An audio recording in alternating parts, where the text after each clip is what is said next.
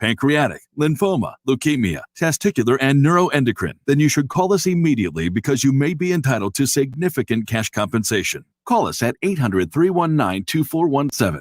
Our experienced attorneys will fight to get you the compensation you deserve, and you pay nothing unless we get a recovery in your favor. Time is limited to file a claim, so call us now, 800-319-2417. Operators are standing by 24/7, so don't wait, 800-319-2417. That's 800-319-2417. Again, 800-319-2417. If you're struggling with a drug or alcohol addiction, now is the time to take action and get professional help. Call Recovery Centers of America at 1-888-RECOVERY today. You are worthy of recovery from your addiction, and calling RCA will be your first step in getting the help you need. Recovery Centers of America answers the phone and admits patients 24/7. And because safety is a top priority, all patients and staff are routinely tested for COVID-19. RCA's expert team of physicians and medical professionals will treat you with compassion and dignity and provide an evidence-based treatment plan that is custom-tailored to your specific needs. Recovery Centers of America at Devon and Lighthouse are local and in-network with insurance providers, so they're best-in-class inpatient and outpatient care, offered both in-person and via teletherapy, is affordable and accessible. Make this the year you conquer your addiction. Call today, 1-888-RECOVERY. That's 1-888-RECOVERY. Pull up to Church's today for boneless that's bringing it all.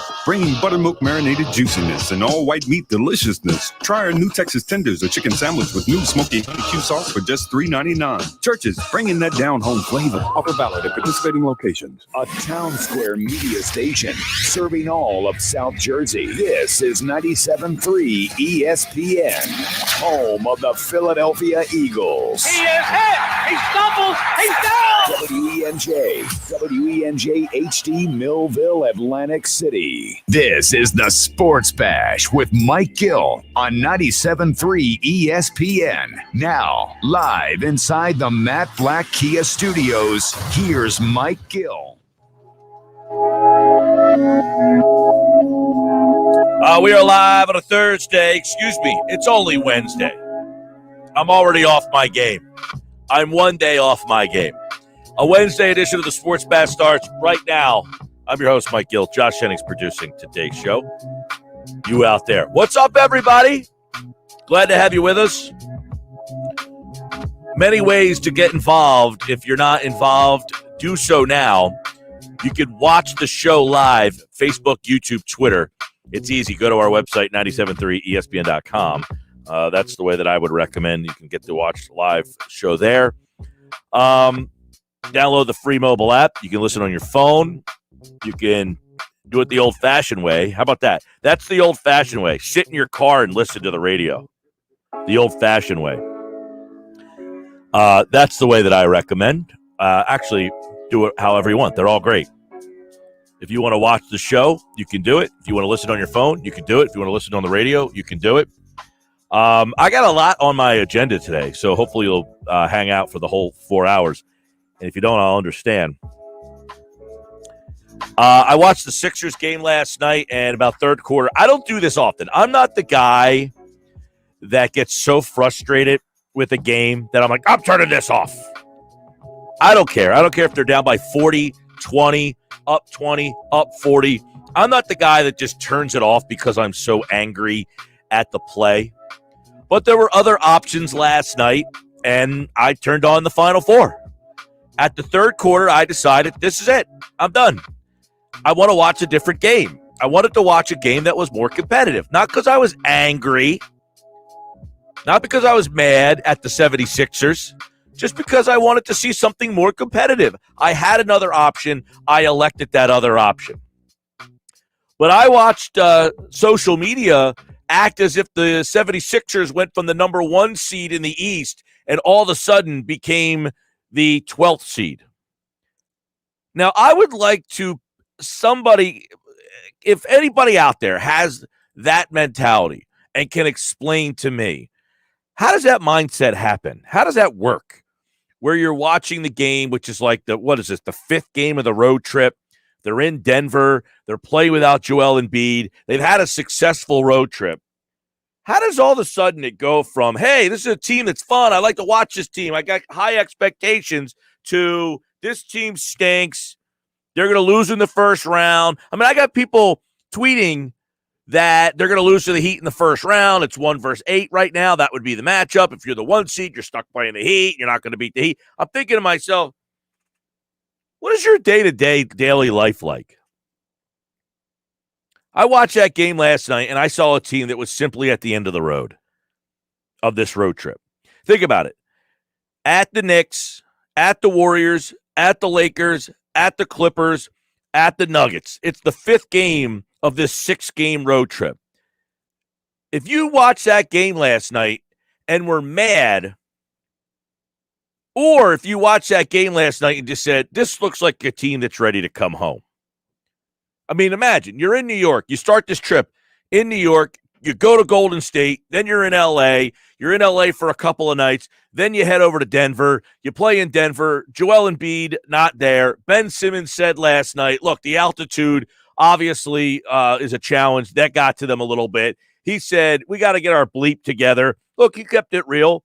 It was a team that is at the end of a 5-game, actually, they're at the end of a 6-game road trip. They have a 6-game road trip.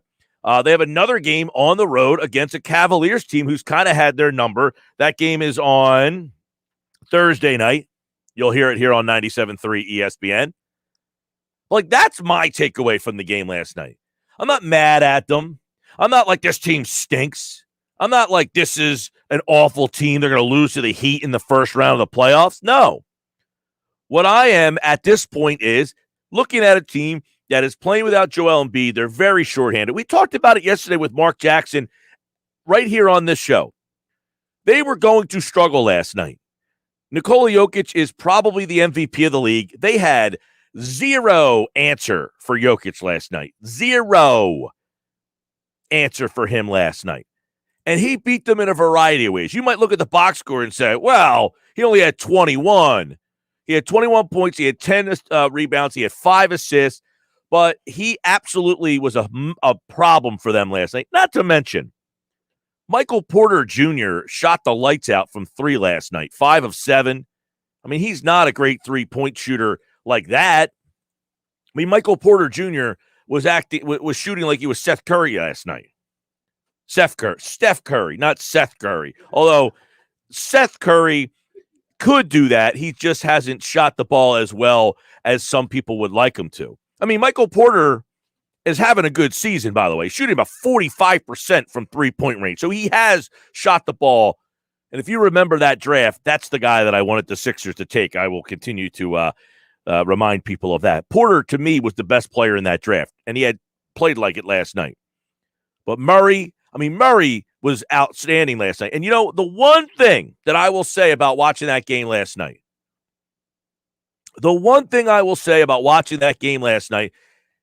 and look, Denver, they've been like the 2 seed. They've been a very good team in the West, but haven't been able to get over that hump, right? They haven't been able to get over that hump with this group, with Murray and Jokic, and they are the 5 seed in the Western Conference right now. They are still probably not, I mean, they're certainly not the favorite, but they're probably still not ready to be an NBA Finals team. And I don't know that this group ever gets there. They might. I mean, maybe once LeBron leaves, which has got to be soon, right? How many more years is LeBron legitimately going to play? 5? Are we going to say 5? Unbelievable. Maybe Kawhi leaves the Clippers. Outside of that, Denver is still the 4th, 5th, 6th team in the West. But I'll tell you, one thing that you saw last night that Philadelphia does not have and Denver does have, Murray. And the way that Murray can put the ball on the floor and step back and hit a 3. The Sixers don't have like that guy that has the ball creation who can also step back and then shoot the 3 in your eye. That's one thing they kind of lack. It's what Markelle Fultz was supposed to be for them. He was the guy that was supposed to be able to be a three-pronged scorer. Put it on the floor and get past you. Put it on the floor and pull up from the elbow. Or put it on the floor, but step back, create the space, and hit a three. That was Markelle Fultz. It hasn't worked. It didn't work out. And they've never been able to find that guy.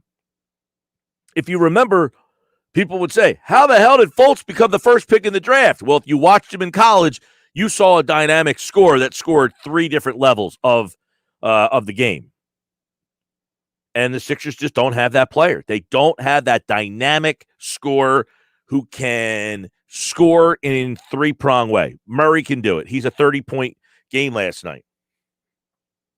Plus, they have Jokic, who's probably the MVP of the league. And he might win the MVP of the league. I don't think that he should be the MVP of the league. I'll say that. How's that? They're the 5 seed. I think you got to give it to a team they're still good. That's a good basketball team. By the way, I guess I should sell my Durant MVP ticket on PropSwap. Things aren't going so well for Kevin Durant. If anybody has seen the Durant's DMs with Michael Rappaport, I feel like he might be in a little bit of trouble. So I probably am going to prop swap my Kevin Durant MVP ticket that I bought at the beginning of the year. I got good odds. So, and he's only played 19 games this year, so he ain't winning the MVP, but that's that. Murray last night, that was what I took from that game. Like, I didn't take that the Sixers stink. I didn't take that, they didn't bring any effort. This is a team that's played 4 games on the trip. That's the 5th game on the trip. You're in Denver, which is tough to play in anyway because of the altitude and that whole situation. They didn't have it last night. There's nights in a regular season. I say it all the time. It's a Tuesday night in February. You got a Tuesday night in March last night. There's your classic Tuesday night in March last night. And it was Tuesday. Now we're almost in April. So they had that in them. They haven't had too many of those nights in them, though, this year, the Sixers.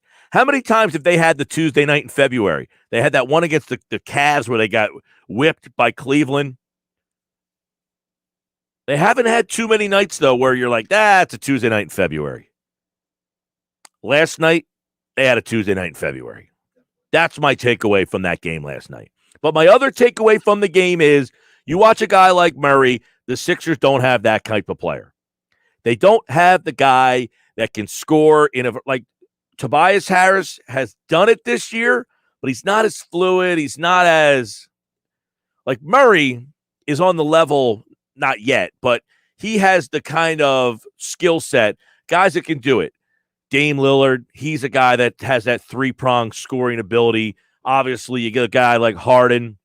Obviously, you look at a guy like Kyrie. Those guys have that three-pronged scoring ability. Devin Booker, not a great three-point shooter, but when he's going, when he's on fire, Luka Doncic is not a great three-point shooter, but when he's feeling it, he could be a three-prong guy. Harris can be it, but he's not in that upper echelon of those guys. He's just not as good of a season as he's having. This isn't I'm ripping Tobias Harris. I'm watching what Murray did last night, and I don't know that there's a night of the week that the Sixers have a guy that's going to do that for them. It's not 1,000% a necessity, but it's in the conversation. I mean, the biggest part of the conversation for the Sixers that they did not have last night is they did, I don't want to say they didn't defend, but they didn't defend the way that they're going to need to defend the Brooklyn Nets in a 7-game series. You can't have a Tuesday night in February against the Brooklyn Nets at any point in that series if they actually end up playing each other. Heck, you can't have a Tuesday night in February in a series against Miami or Milwaukee for that matter. But Murray and Porter last night, the Sixers just never got off the plane. And that game was in Denver. They were in Boulder. I mean, they never got into that game, ever. I mean, I think they cut it to 13 at one point late in that game. But the takes last night on social media that the Sixers are this or that, or they stink, or they're going to get upset in the first round. Holy moly. Calm down, everybody. Let's get Joel Embiid back on the court and see what's a little different. Let's see how things change when Joel Embiid returns, which I feel like is going to be on Saturday. We'll have an update from Paul Hudrick coming up inside the Sixers at 3:20 today here on 97.3 ESPN. We got a lot of tidbits on all the teams over at 97.3 ESPN.com. We've got updates on the Phillies. They have announced their final roster officially through a press release. They also today, the Phillies, announced the closer. We posted this story on our social media channels. It has not got good reaction. Let's just say that. Frank Close writes the piece that the Phillies have named Hector Neris the closer over Archie Bradley and other, I guess, candidates. If you want to put Jose Alvarado in there, if you wanted to put, I don't know who else you really could have. I mean, Brandon Kinsler, I guess, saved in the past, but he wasn't in the conversation. This was Neris or Bradley. The Phillies have elected that they're going to go with Hector Neris. That didn't go very well. It didn't go over very well. But that's who they're going to use to start the season as the closer. So check that out at 97.3ESPN.com. Also, if you're checking out the .com right now, there's a story on why the Eagles moved down to number 12 in the draft. We're going to get into that. We have a lot of draft questions coming in on the video stream. What else is over there? Oh, the news about Shane Gostisbehere. He cleared waivers. As, you know, I felt that it was kind of I don't want to say a slap in the face, but yesterday, was it Monday or yesterday? I think it was Monday. No, it was yesterday, right? They waived Gostisbehere yesterday. And Alain Vigneault essentially came out yesterday and said, no one's going to pick him up. I mean, jeez. He says, we think he's going to clear waivers. And he did. I mean, so Vigneault is correct, but hey, Shane Gostisbehere, talk about a kick in the groin to your ego. Holy moly. But he did clear waivers today, which means nobody else wanted him either. I did see reports he might go to Florida. He might go to Pittsburgh. I think they were just connecting the dots with Gostisbehere, Hextall, because there were some reports that the Penguins would sign him. He goes to the taxi squad. You could see Shane Gostisbehere. Heck, you could see him in the roster tonight. I believe there's a possibility. We'll talk to Durso about this coming up in about 8 minutes from now. I think Gostisbehere could be in the lineup tonight. This was a flexibility move, but I want to talk to Kevin about what's next. What does this move mean? Because if he goes to the taxi squad, the Flyers free up about $1 million in cap space, according to puckpedia.com. But there's a possibility they bring him right back in, shed a little cap space, and maybe it wakes Gostisbehere up a little bit. Maybe it's a little, hey, look, eye-opener. We waived you, and nobody else wanted you either. And then there's the news, and you can get more on this at 97.3ESPN.com, that the Flyers are looking at, get this, a goaltender. Oh, my Lord. When I heard that report, Pierre LeBrun and TSN in Canada, I'm thinking to myself, has it gotten to this point that the Flyers might have to actually go out and give up something to get another goaltender? And there's an interesting name that they have their eyes on. Go check it out right now at 97.3ESPN.com. So we got all that on the table. Of course, this is draft month. This is NFL draft month.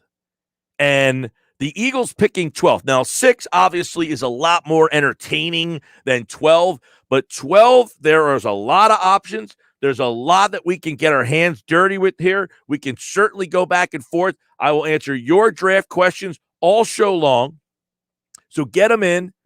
You can get me in a variety of ways, all right? Text 609-403-0967. 609-403-0973 on the text board, 609-403-0973. You can hit me up in the video chat if you're watching the show live, as many of you are, and I see your comments coming in. We will display them up on the screen. I'll react to them. We can go back and forth. I definitely love the draft dialogue. I feel like, the draft is at 6, and then you're talking about it. We're like 2 months away. We're talking about 6. And then, boom, they hit you with a trade. You go back to 12. So all the stuff that you were talking about at 6, you're like, that's kind of out the window. But it's really not. And we'll get into that. We'll get into why the stuff at 6 still plays at 12. And I'm going to tell you something right now. Jamar Chase is not falling to you at 12. That has been cemented today. Because according to reports at his pro day, and this is where this gets a little wonky, that there was no combine. But according to reports at his pro day, which means like his grandfather's holding the stopwatch here. But his grandfather apparently has a pretty quick trigger finger. Boom, boom. Like playing Jeopardy. And when you know the answer, as soon as it pops up on the screen, boom, boom, boom, boom, boom, boom. He ran a 4.340 today at his pro day. Jamar Chase. So if anybody had any ideas of grandeur that Jamar Chase might be the guy who takes the fall, I got news for you. That ain't happening. His pro day today, he had a vertical leap of 41 inches, a broad jump of 11 feet. A broad jump of 11 feet. You know what that means? I mean, Jamar Chase is standing under the rim, and he could literally almost jump through the hoop.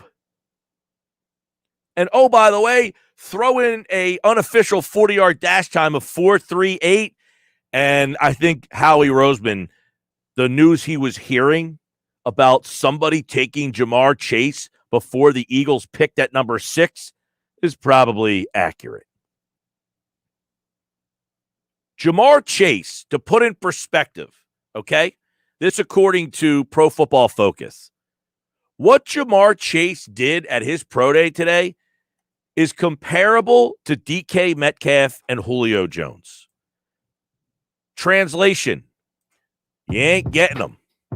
So that's one guy we can cross off the list.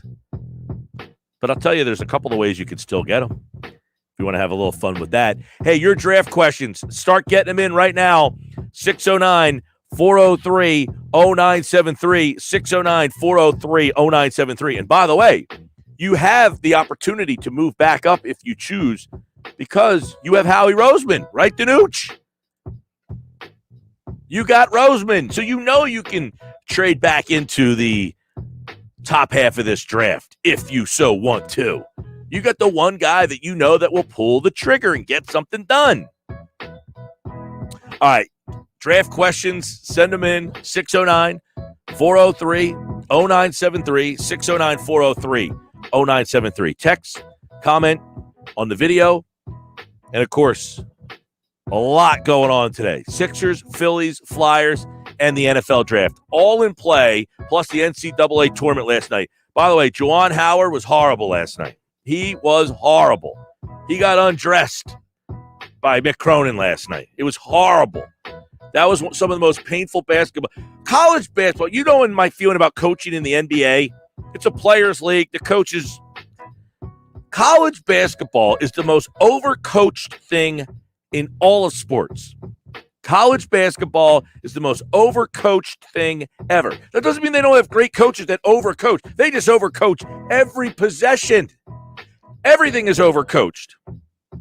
Everything. College basketball, men's college basketball. Find me another sport that's more overcoached than men's college basketball. I don't think you can. Holy mackerel, that was painful to get through the end of that game last night. Brought to you by Matt Blatt Kia. They want to get you approved today.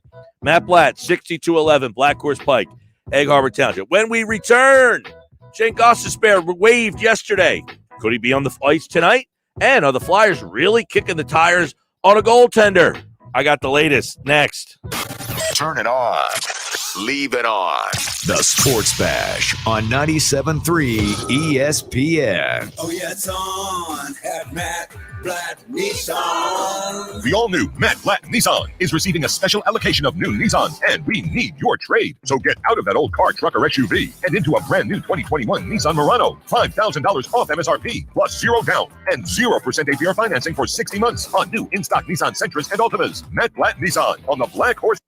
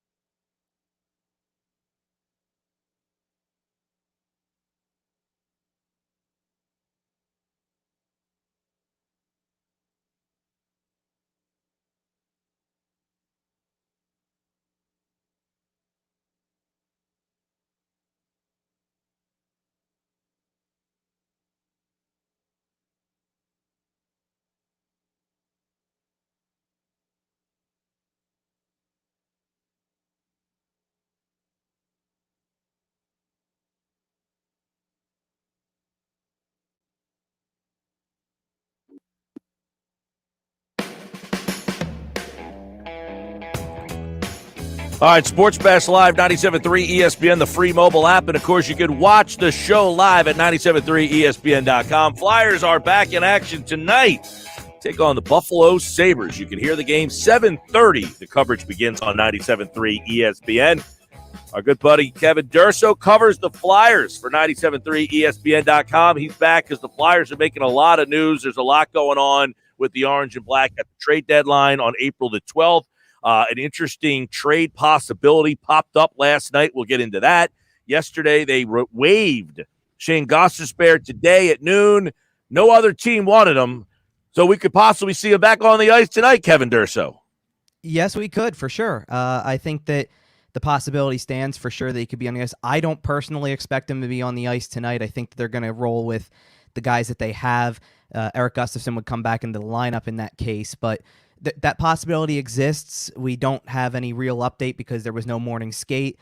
Alain Vigneault is speaking at around, I think, 4:30 this afternoon, so that'll be the best time to get the update, and we'll find out from there. But he certainly played well enough to still stick in the lineup. That's not the issue, and that's not the reason that he went unclaimed. It has nothing to do with necessarily his skill set or abilities or what he can bring to a team. I think there's teams out there that think he can bring something valuable. It's the contract. As Chuck Fletcher said a week ago, it's, teams don't want to take on term and cap hit in this flat cap era right now. So you're asking a team, even if they completely for free want to take on a $4.5 million cap hit for the next several years, and they're all shaking their heads no. So basically what it means is you're not getting rid of Gostisbehere for nothing and no harm, no foul on your end. You're going to have to pay some of that up probably, or take on another contract to do that. And the biggest message to me is it's a willingness to part ways with them. Obviously, if you place a guy on waivers, no matter what his skill set is, no matter what his ability is or what his history is, the message is you're okay losing him for nothing if that's the case. And that's what the Flyers basically said. Right. So, I mean, if you can kind of hypothesize yourself, why on a random Tuesday at this point of the season did they say, this is the time we're going to waive Shane Gostisbehere? I think it has to do with kind of a realization of where they're headed right now. I mean, technically, and we've talked about this, technically they're mathematically in the playoff race, but you're 3 points back of Boston. They have games in hand on you. It's really an uphill battle to make the playoffs, and you've got to kind of realize what kind of team you are and what direction you want to head, not just as the offseason approaches, but get started as soon as possible, quite honestly. And you have to do that before the deadline at this point. You're coming up on less than 2 weeks till this now, and you've got to make that decision. And I think that the realization is that the way the first two periods went in Monday's game, you kind of saw all you need to know. There was no satisfaction from winning that game in overtime just because you came back. It was the Buffalo Sabres who had lost 17 straight games, and you managed to make it 18 because that's the kind of team they are right now. I mean, you're talking about probably 6 inches difference on an empty net goal that didn't go in for Buffalo that separated an overtime win for the Flyers and a regulation loss. And that right there says it all. So I think that that's the realization of it. It's kind of the realization that you have to start being open to the possibilities of what kind of moves you can make. And Gostisbehere is certainly a name that's been tied to that kind of situation, not just this season, but for several seasons. And I think that that's why they ultimately put him on waivers, was to start to gauge interest now, to start to see where this is going to go and see if there's possibilities out there, because they have to start exploring them now if they're going to be players in that area come April 12th. Yeah, I was, looking at Gostisbehere. Is it a message? Are they trying to send a message, or are they trying to set something else up down the road? I think that's what everybody's trying to figure out. They're trying to send him a message, send the team a message, or is there a bigger move, a bigger priority here of why that's the guy we're going to pick and we're going to try to do something a little bigger? Well, I do think that there's, at least in the back of their minds when they put him on waivers, the thought was there. As much as Alain Vigneault said he didn't think he was going to be claimed, he was going to clear, I think that thought was still in the back of their mind that in the event that he does get claimed, let's say a team like Florida who just lost. Is that him taking a little he ain't getting claimed, or did they are they saying that because they're sending a message to him, or because they know no one wants that contract, which is also a message to him? Hey, buddy, you're not as good as you think you are. Nobody wants you or your contract. Yeah, I'm not sure that it's a shot to him from the head coach anyway, but I think that was just Alain Vigneault being very blunt about the situation, that the expectation wasn't there, and that means that they could still play him the next game. I think Alain Vigneault's thought process is not about whether or not the guy gets claimed or whether he's worth being claimed or whatever. I think that was him just answering a question about, I can consider him for the lineup tonight if, assuming he clears, which I think he will. So he's in consideration. That was, I think, all that was.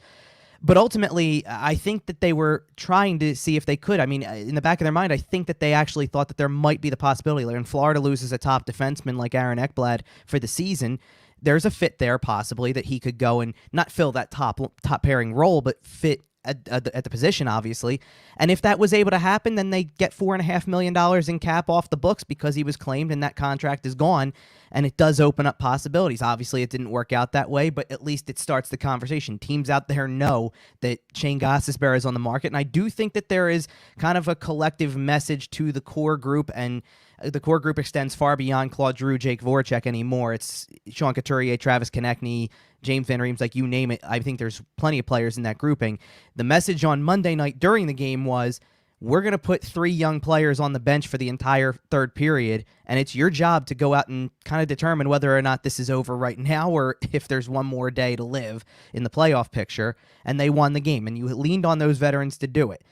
But the message also by putting a guy like Gostisbehere on waivers and all of that is, there's not a fear to do some drastic things coming up if, this is the way the season's going to go. And I think they're already coming to that realization and coming to terms with that. So I think it is a message to the entire group that things aren't going to stay the same if this continues, and they have to continue to win games and do it much more convincingly than they did on Monday night to avoid really seeing some shakeup. All right. So Pierre LeBrun reporting last night on TSN in Canada, maybe surprisingly, maybe not surprisingly, get your reaction to this.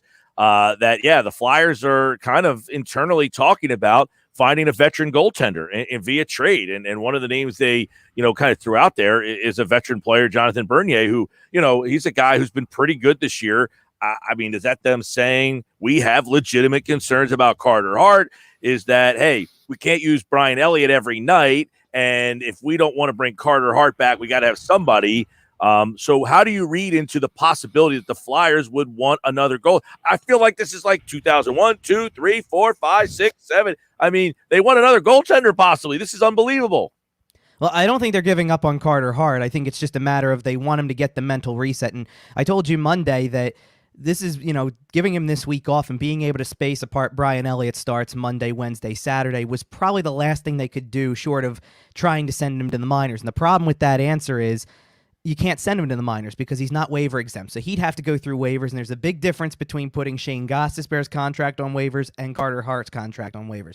Carter Hart's still on his entry-level deal. He makes less than $1 million. Goaltenders are a hot commodity for any contending team. If they have one and don't know if they have the second, he'd be gone in an instant. So they can't put him on waivers and try to get him to the minors. So I think that if they fall out of contention, I think that if they over the next, let's say, 4 games, this one against Buffalo, they got Saturday against the Islanders, and the back-to-back against Boston early next week.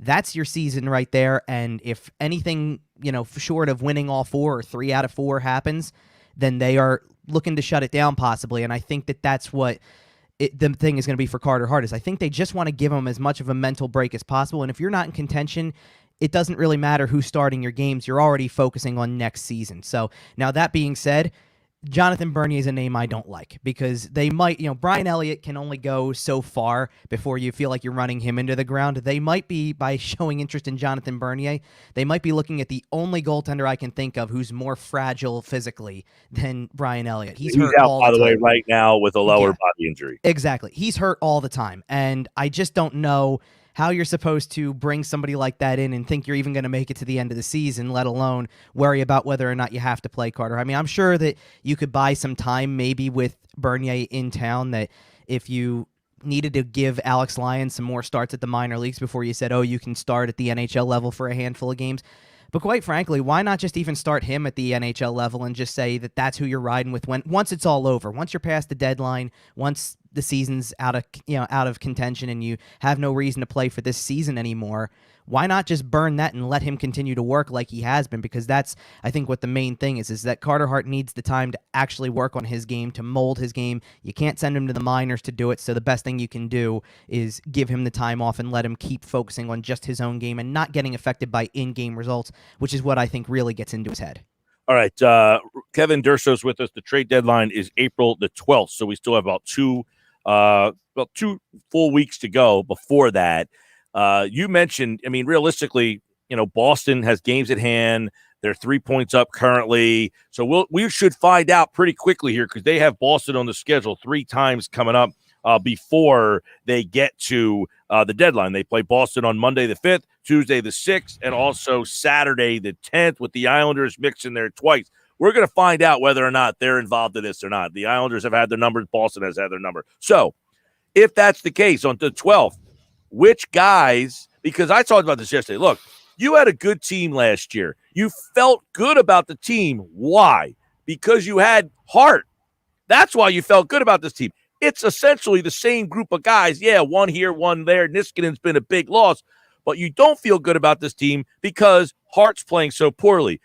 At what point does somebody look at the makeup of this team and say, it's Groundhog's Day? We keep banging our head into the wall with the same group. Yeah, Kevin Hayes is different than Simmons. They're essentially the same type of player. They score 20 goals. They kind of muck and grind.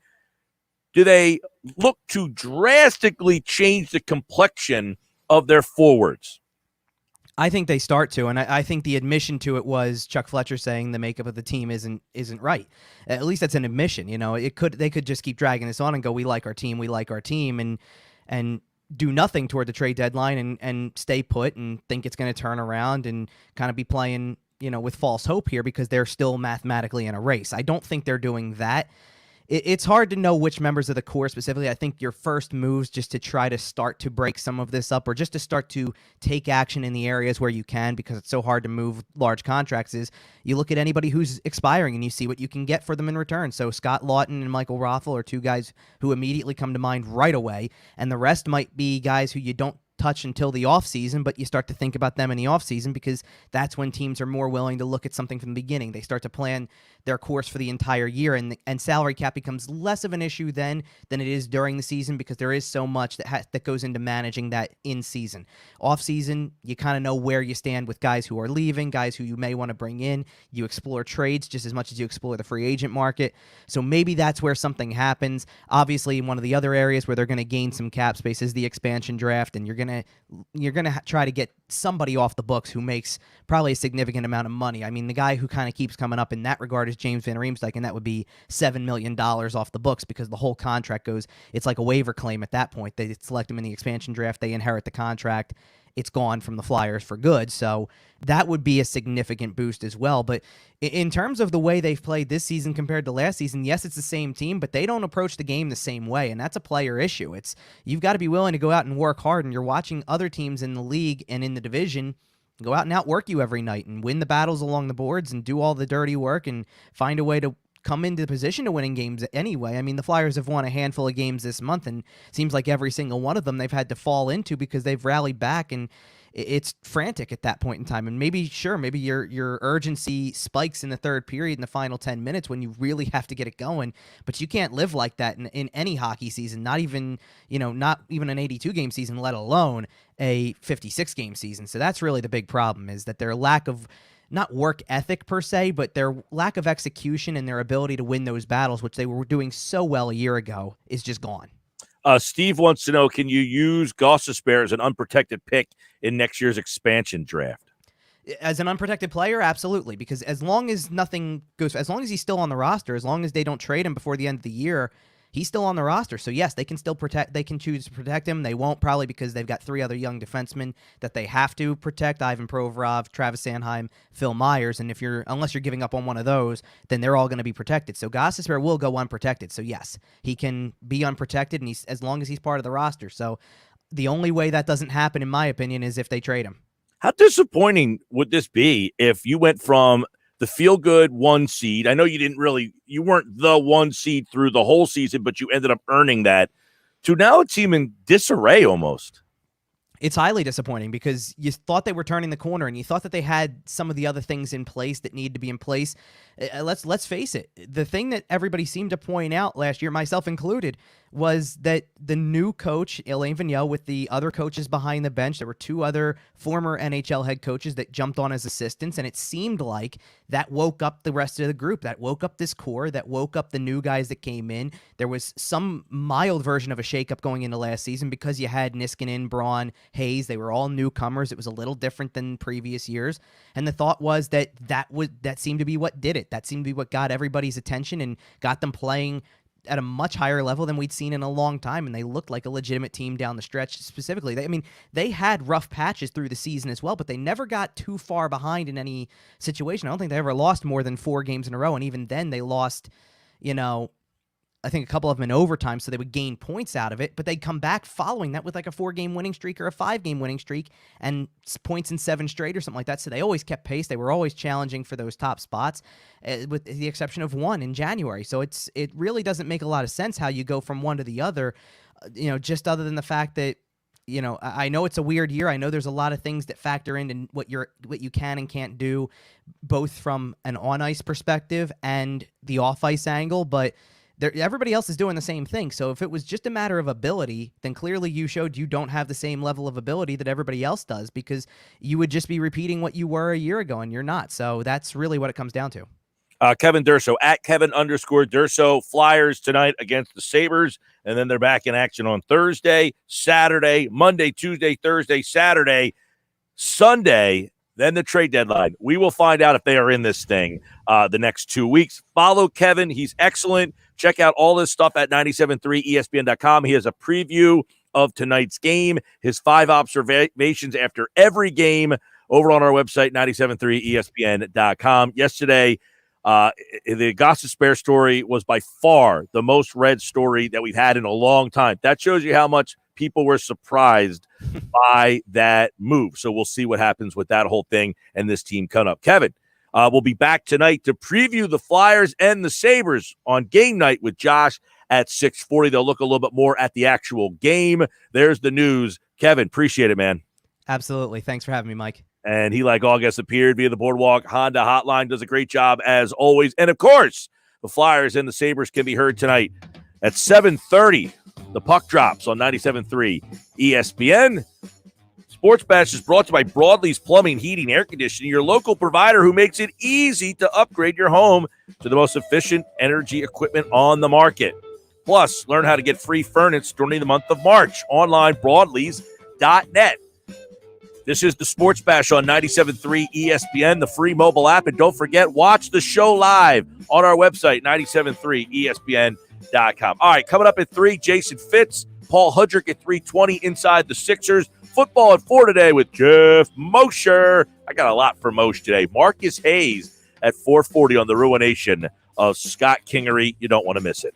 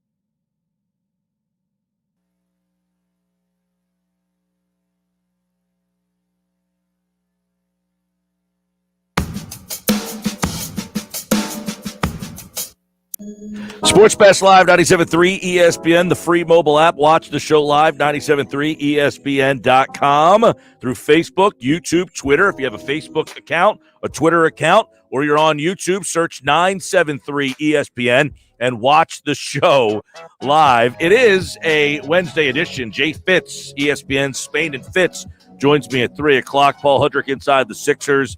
A lot of draft conversation. It's going to be a lot of draft stuff the rest of the month because that's where we are. April, it's draft month. And I know that everybody has the guy that they want or the guys that they want or the guys they'd be happy with. I think that if you look at things, the Eagles are in a good spot. They have the 12th pick in the draft. They have ammunition to move up again, as we talked about with Geoff Mosher on Monday show. They have the opportunity to also move back again if they want and add more picks. I don't know I don't think that's a big possibility. They have 11 picks in this draft, so I don't think that moving back, unless they get another first-round pick in next year's draft. There's a lot of reports out there that people don't feel as confident in scouting departments' intel this year because of the lack of ability to go to games, the lack of combine. So a lot of the scouts are saying, I don't know. I'm only watching this guy on tape. I didn't get a chance to see him in person. So I think that they stay at 12 or move up again. They are the scenarios I think that have the most, unless, and there's a possibility here if you think about this. All right? If you think about who's behind them, and if what's on the board, quarterback, if the Eagles are on the board at 12, there might be some people out there that think the Eagles would go quarterback. I mean, there has to be some thought that, hey, they could go quarterback here. New mock draft up at CBS Sports. Now, CBS Sports is putting mock drafts up, I feel like, every 10 minutes. But just to kind of give some indication of where they think guys are going. Trevor Lawrence 1, Zach Wilson 2.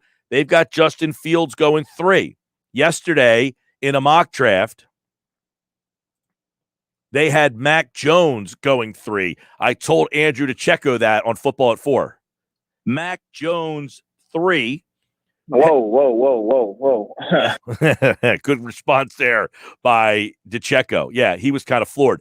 They have Kyle Pitts going 4, Jamar Chase going 5, which means the intel that Howie Roseman had would be accurate. If the Bengals end up with Chase at 5, that was the report that Roseman caught wind that the Bengals wanted Chase. That's the guy the Eagles wanted at 6, so they move out. They've got Devonta Smith going 6, Jalen Waddle going 7, Trey Lance going 8, Penei Sewell going 9, Patrick Surtain going 10, Rashawn Slater going 11, and J.C. Horn landing to the Eagles with pick number 12.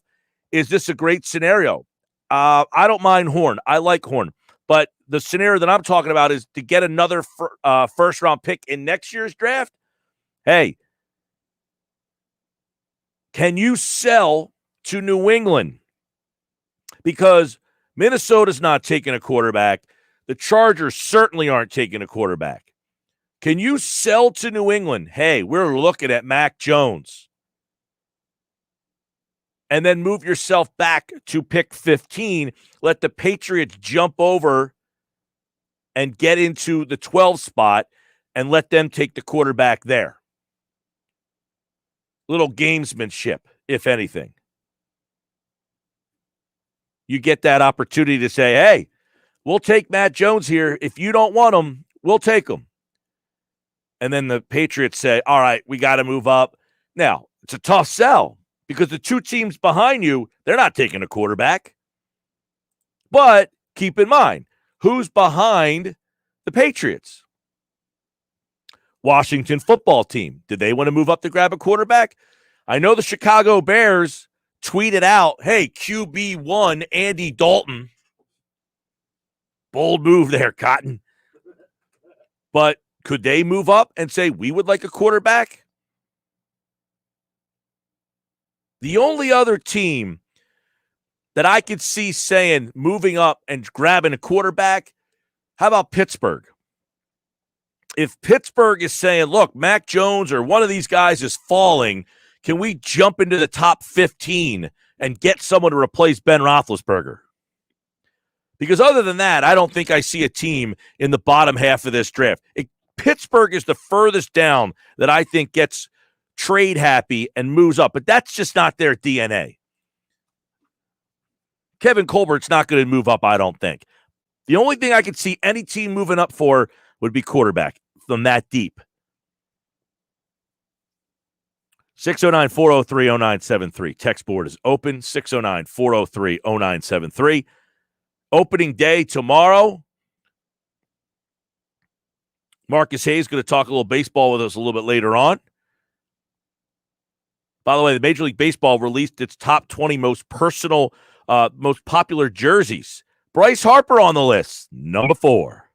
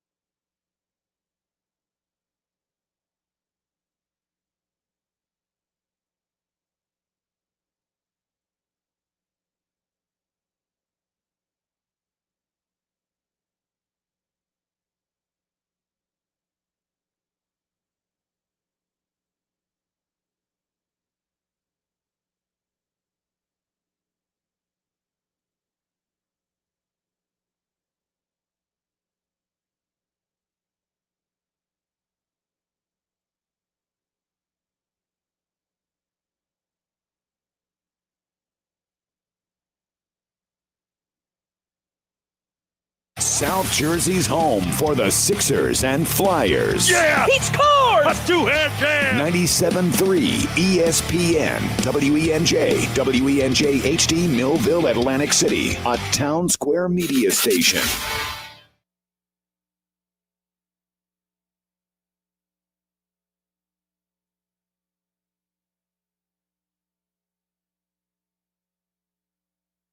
All right, hour two of the Sports Bash starts now. What's going on, everybody? This is 97.3 ESPN. I'm your host, Mike Gill. Don't forget, coming up in about an hour from now, we'll talk a little more football with Geoff Mosher. Football at 4. Geoff Mosher with the latest on all the Eagles stuff and the NFL draft, which is always fun. This month of draft coverage is always fun, but it's always fun to catch up with Jason Fitz from Spain and Fitz on 97.3 ESPN. Sports Bash brought to you by J.C. Penney. The mystery sale is back just in time for Easter. Shop in store, and you can save even more with J.C. Penney's coupon giveaway. Visit jcpenney.com for more details on the mystery sale. All right, there he is. If you're watching the show live at 97.3ESPN.com, Jay Fitz is with us, Spain and Fitz, and of course, he, like all guys, appears via the Boardwalk Honda hotline. Good to see you, man. How you been?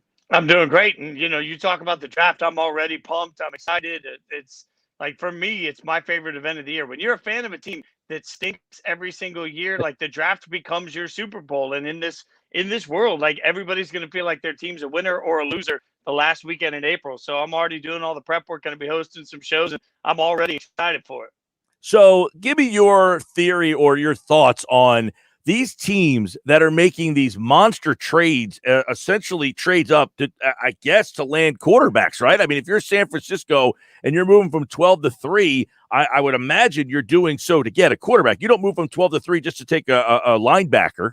Right. No, you're 1,000% right. You got to be moving up to get. You've got to believe that the third best quarterback is worth giving up your future for. Think about that statement. I mean, as Field Yates has tweeted out, and we've talked about before, every single quarterback drafted by their team in the first round from 2016, I think it was, to 6-year period there.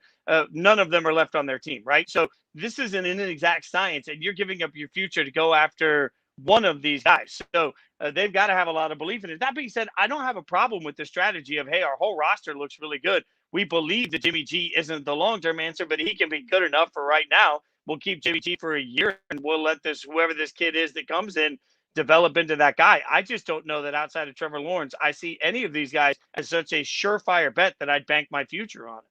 Yeah, I mean, I can't think of, without hindsight, okay, like I would trade. The Eagles have 3 picks next year in the first round. I could say I would trade those picks, and if you're going to give me Russell Wilson, Deshaun Watson's a little murky right now with what's going on in that situation. But you take that out, I would give up 3 picks for that. But I'm not trading 3 picks for an unknown. I feel like this ghost of everybody thinks the next guy is going to be Tom Brady.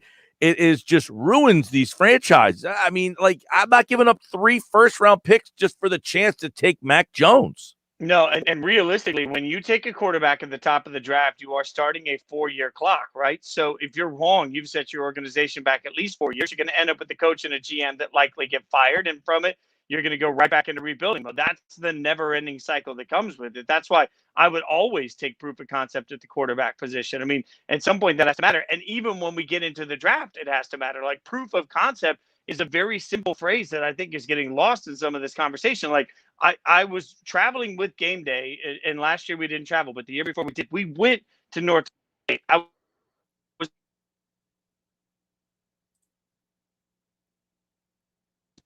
This is going to be the next number 1 pick in the draft. And for context, there were people saying that about Carson Wentz long before he was a top pick, right? So the hype train is suddenly rolling on Trey Lance, and it makes so little sense to me when you've got Justin Fields, who does have a body of work you can analyze and look at and say, okay, we've seen him against real defenses. I don't care about throwing against Casper the Friendly Ghost. Against real defenses, we've seen what these guys can do. So organizations getting their own way at the quarterback position every stinking year. Now, here locally, the Eagles were 6. They traded back to 12, and they got a pick in next year's draft, a first-rounder. They could potentially have 3 first-round picks if Carson Wentz plays 75% of the snaps. So from the outside looking in, the people here hate Howie Roseman so much, it doesn't matter if he collected 10 picks in next year's draft because they say he'll mess them up anyway. But from the outside looking in, do you say that's a home run decision by the Eagles? That is home run doing cartwheels up and down the streets. Look, at 12, you're still going to have the opportunity to get a really good prospect that can come in and play, right? But the other side of it is there are no regular scouting days. There's no regular team meetings with these players. There's no opportunity to go out and see these guys. Plus, opt-outs and the way they impact this year's draft. I mean, how are we supposed to understand what we're looking at with somebody like, Rousseau out of Miami that opted out? Great pass rusher when he played, but we have no idea what the last year did to him. If I ran an NFL franchise, my only goal would be how can I reduce my risk this year and get myself more capital next year in a year that likely will give me more of a regular college football season to judge off of and more of a regular draft process to actually get in and poke and prod these guys with my medical guys and get in and have more comfort with who I'm drafting and bringing into the building. Like, if as a Raiders fan, if you tell me that the Raiders aren't going to make a first-round pick this year, but they're going to get more equity in the future, I would absolutely celebrate that with champagne like it was a great home run pick. Jason Fitz, Spain and Fitz. I mean, I feel like this whole 17-game schedule has not been set in yet. Like that there hasn't been a change in the schedule since 1978. I mean, I was 1 year old. I mean, this is all we know. 8-8, 10-6, 9-7. You have these standards. It's all out of whack. As fans, were we yearning? Are we like, yes, there's another game? Or not really?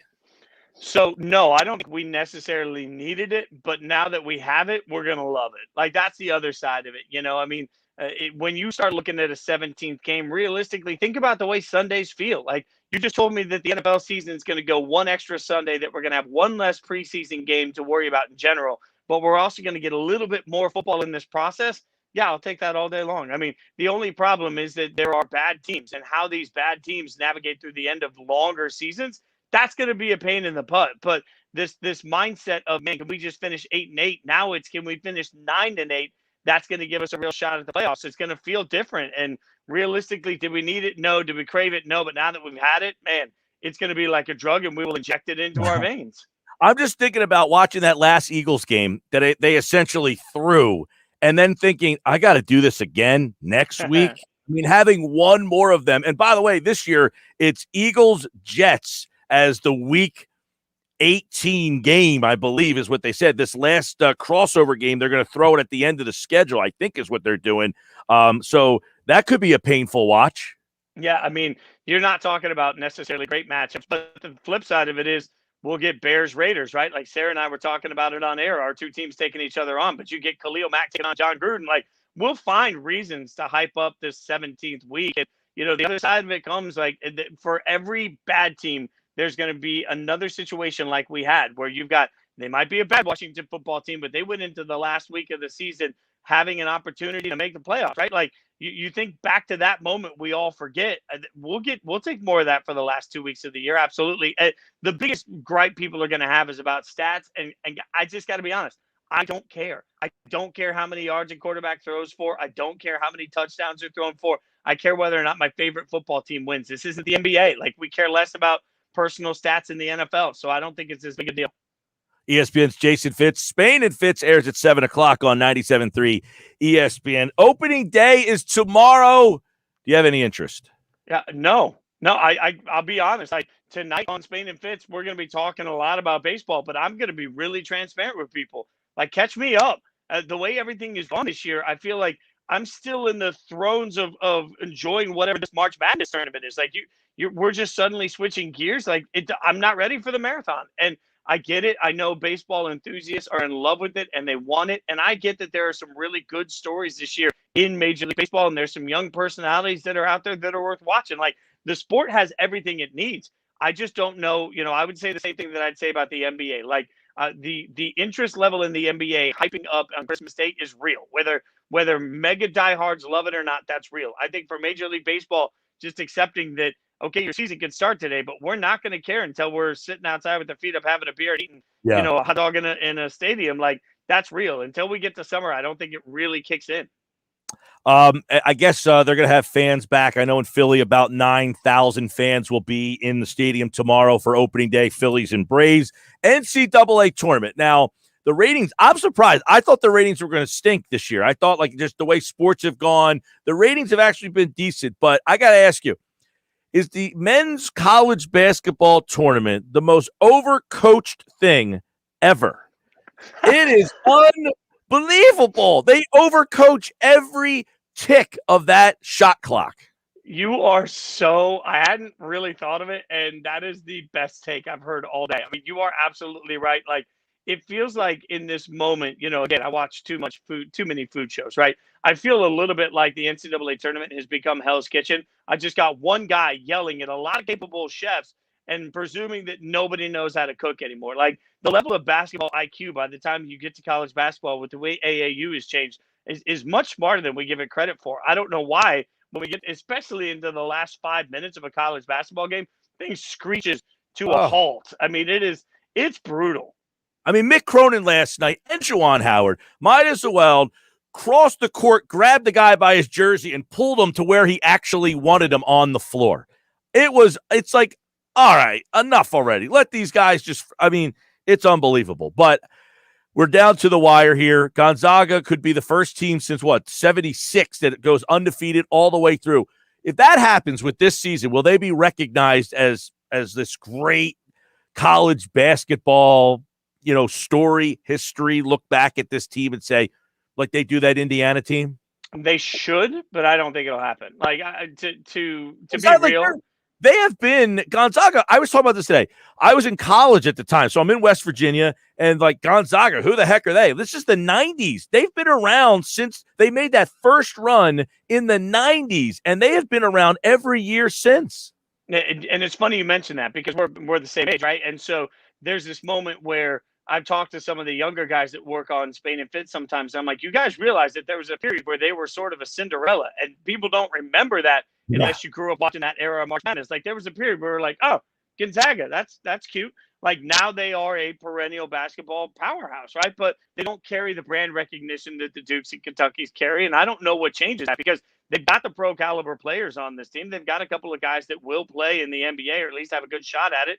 They've got the consistency of being where they are, and they're undefeated, and they're doing it in they make it look easy, and they kill everybody along the way. What else do we want? So I think absolutely Houston history should look back at this and say, hey, this is incredibly special, especially I think more difficult in a COVID year. But unfortunately, we would do that if it was Duke or Kentucky or North Carolina on their jersey. We won't do that for Gonzaga. And I don't know what it's going to take to change that. Yeah, because like the Butlers, they kind of came and then went, They hung in there. Gonzaga has stood the test of time. They are now perennially there. They've been a 1 seed.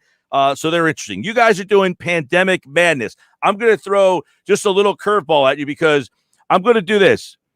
TLC show versus HGTV show, because no guy wants to ever admit they're watching them, but I know you are and I am.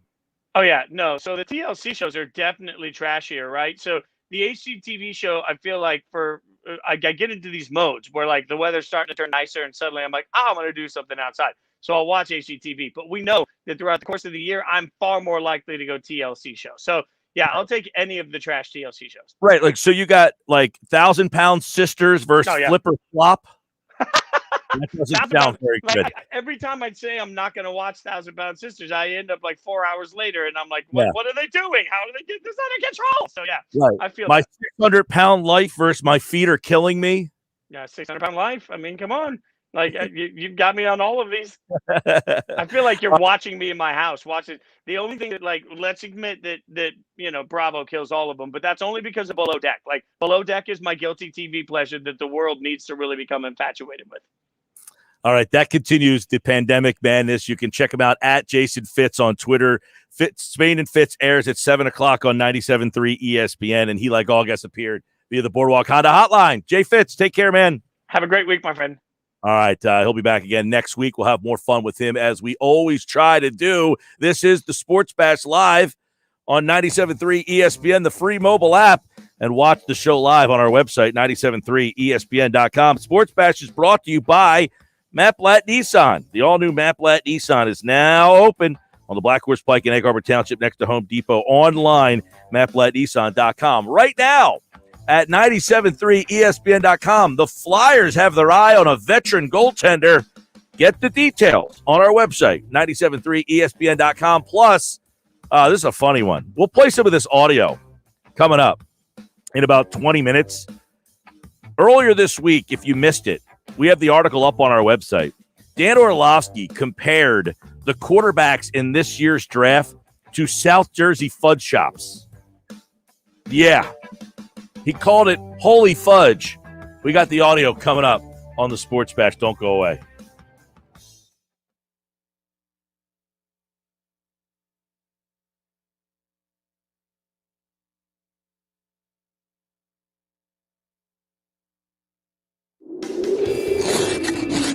You skipped the new.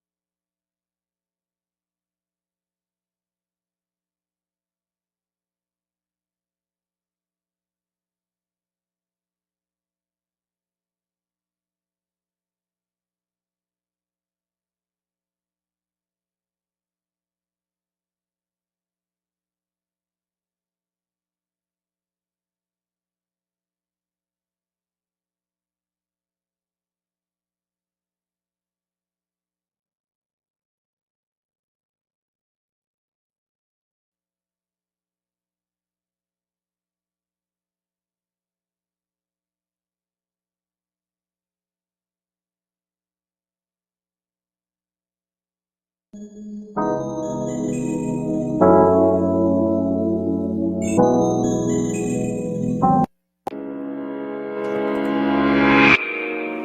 right, Sports Bash with you here inside. The Sixers lost last night, and I opened up the show with the fact that, look, this loss last night, it kind of is what it is. It looked like a team that was kind of at the end of the line of a road trip. They got one more game left. You're playing in Denver, not ideal. But the takes on social media, like, they're going to lose to the 8th seed, it's unbelievable. Paul Hudrick is here for Inside the Sixers, and, of course, he covers the 76ers for 97.3 ESPN.com. He joins me now as we take a look at this Sixer team with one more game left on this trip, Paul, and, of course, they got the game against Cleveland. Last night, I say this a lot. I'm known, like, in this area as the guy who says, it's Tuesday night in February. That was Tuesday night in February right there. I know it's March. I know it's late, but they haven't had too many Tuesday night in February type of games.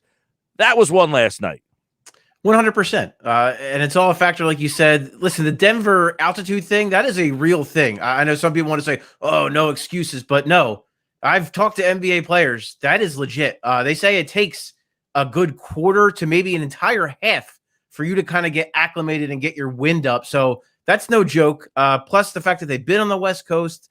And listen, Mike, I think if you told people they would come out of this road trip 3-3 without Joel Embiid, you'd be pretty darn happy. They're already 3-2 with a chance to make it 4-2. So if they come out of this thing 4-2, regardless of what happened at like on a Tuesday night in March, that's pretty darn good to come out of a West Coast +2 road trip like that without the arguably, the guy that was maybe the MVP of the league before he gets hurt. If you come out of that 3-3, 4-2, that's pretty darn good. They've been playing some good basketball. And it's only going to get better, you would hope, once Joel Embiid returns to the lineup. Yeah, there's no question. And you look at this, you play out west, and you're not playing slouches either. You've got Golden State. It's okay this year, the two L.A. teams. And, of course, you caught L.A. without LeBron and Anthony Davis. But, I mean, anytime you're going and playing those teams out there and you come back, as you mentioned, potentially 500, they could win on Thursday night and be 4-2 on this West Coast trip without Joel Embiid. If I said they went 4-2 on any trip, forget a West Coast trip, an East Coast trip, a home stand. If I told you at the beginning of the season, you would say there's no possible way. But it shows you, we had Mark Jackson on yesterday, and he mentioned that the one thing that he's learned about this team without Joel Embiid is that they can score. Like, they've got guys who can score in different ways, more so than they have in the past. In other words, they don't have to run everything through Joel Embiid, and maybe they found that out through this stretch. Right. And that's with really, let's just call it like we see it with Ben Simmons, quite frankly, struggling. I think some of that has to do with him and Dwight Howard in the same lineups. I just, that offensive mix has been pretty bad all season long. But yeah, and I think it's just, Mike, that speaks to the better last night because of Jokic. What's that? Did they do that last night? Did they start him because of Jokic? I think you had. Honestly, Mike, I think you had to. I don't know. Like, you can't expect Mike Scott to go out there and guard him. And then, Denver is not just Jokic, so you can't expect Ben Simmons to guard. It's just, there was no good mix without Joel Embiid going up against a guy like Jokic. To me, what I would have done, and Doc did it, I think, kind of late in the third quarter, I would have done it sooner, is just start Matisse Thybulle and go real small and just try to run him out of the gym. I think that was kind of your only hope against that team. He went to that late. I might have gone to it a little bit sooner. But yeah, I think if anything, it just speaks to kind of the veteran presence and kind of the professionalism of this team that maybe was, quite frankly, lacking in the past. Like, and I don't want to take anything away from Al Horford on that, but a guy like Danny Green's going to hold people accountable. Like, he's not a guy who messes around. He's won 3 championships. He knows what it takes. We've seen Dwight Howard, the same thing. I mean, he's been, say what you will about him on the court and kind of being up and down, but all season long, he's been a really good leader. Again, not afraid to hold people accountable. I think Doc Rivers as well is holding people more accountable than perhaps they were in the past. And I think that's a big part of why you're seeing better play without Joel Embiid, better play on the road. I think it's all a factor. And to Mark's point about, having more scorers, and I think just more shooting. With Danny Green, with Seth Curry last night, we didn't see it as much, but throughout this trip, I think you've seen that, especially with the elevated play of Danny Green, how important he's been to this team. So it's just such a different makeup to this team as it was the last couple of years, and I think that's a huge contributing factor. Last night was one of the only games that I can remember, in a long time, that Tobias, I mean, look, he shot the ball okay, 6 of 13, but only 12 points that he just didn't look like he had it last night. Like that was one where it's like, hey, we've been leaning on you. And look, that's not who Tobias Harris is. He's not the best player on a team. He's not carrying. And that was like, hey, I can't carry this team another night here. I need someone else. And they had nobody. Right. Well, I was going to say, like, I don't think anybody, is there anyone that you could really point to, look up and down that roster last night and say, yeah, this guy had a good game? I mean, really, like they all looked bad. It was a bad night all around. As you mentioned, Tobias, not his best night. Ben Simmons, certainly not his best night. I mean, it's funny because I think actually Mike Scott, that might have been the best he's played on the road trip. And go figure, when they maybe could have used, if they get that Mike Scott, in LA against the Clippers, or even against the against Lakers, it might be an easier win. They get that Mike Scott against the Clippers, maybe they have a better shot at winning that game. So yeah, I mean, they just up and down. You look up and down the lineup. It's hard for me to single out, Tobias Harris, considering all those factors. Ben Simmons has struggled. He even admitted it last night. He said he's got to get his what together. And I like, again, that's this personal responsibility, this accountability. I think in the past, and it was a flat out question asked him. He's, with Ben Simmons, he said, someone was asked him, do you like, how do you feel like you've been playing? And he said, I got to get my S together. Yeah. And this team needs to get on track. And that's the kind of stuff that in the past, if someone asked him that, he might've kind of gave him a smart aleck answer and maybe kind of got a little indignant about that, but he knows he needs to be better. He knows the team needs to be better. So I think, there's not many positives you can take from that game last night, but I think the attitude afterwards of this isn't who we are, we need to be better. And, that responsibility, I think is a huge sign of maturation and growth from the team, especially its, star players. One thing that I took from last night's game and was like, is the realization, like when I'm watching Murray and the step back three, put it on the floor, come back, boom. They really don't have that guy still that it's just like, it's not that Murray does it every night, but when he's going, he can score 30. And I know that Harris can score 30 if he's in the zone, but I don't think he could do it in the same manner. Like Murray last night looked like he was Dame Lillard, for God's sakes. I mean, he was just incredible. And of course, Porter he was awesome last night. And I would have loved the Sixers to take him in that draft, by the way, revisionist history. But he was a handful that team last night was a matchup problem. But just the fact of the type of player that Murray was last night, that's where I'm like, in a big game, they don't have that guy.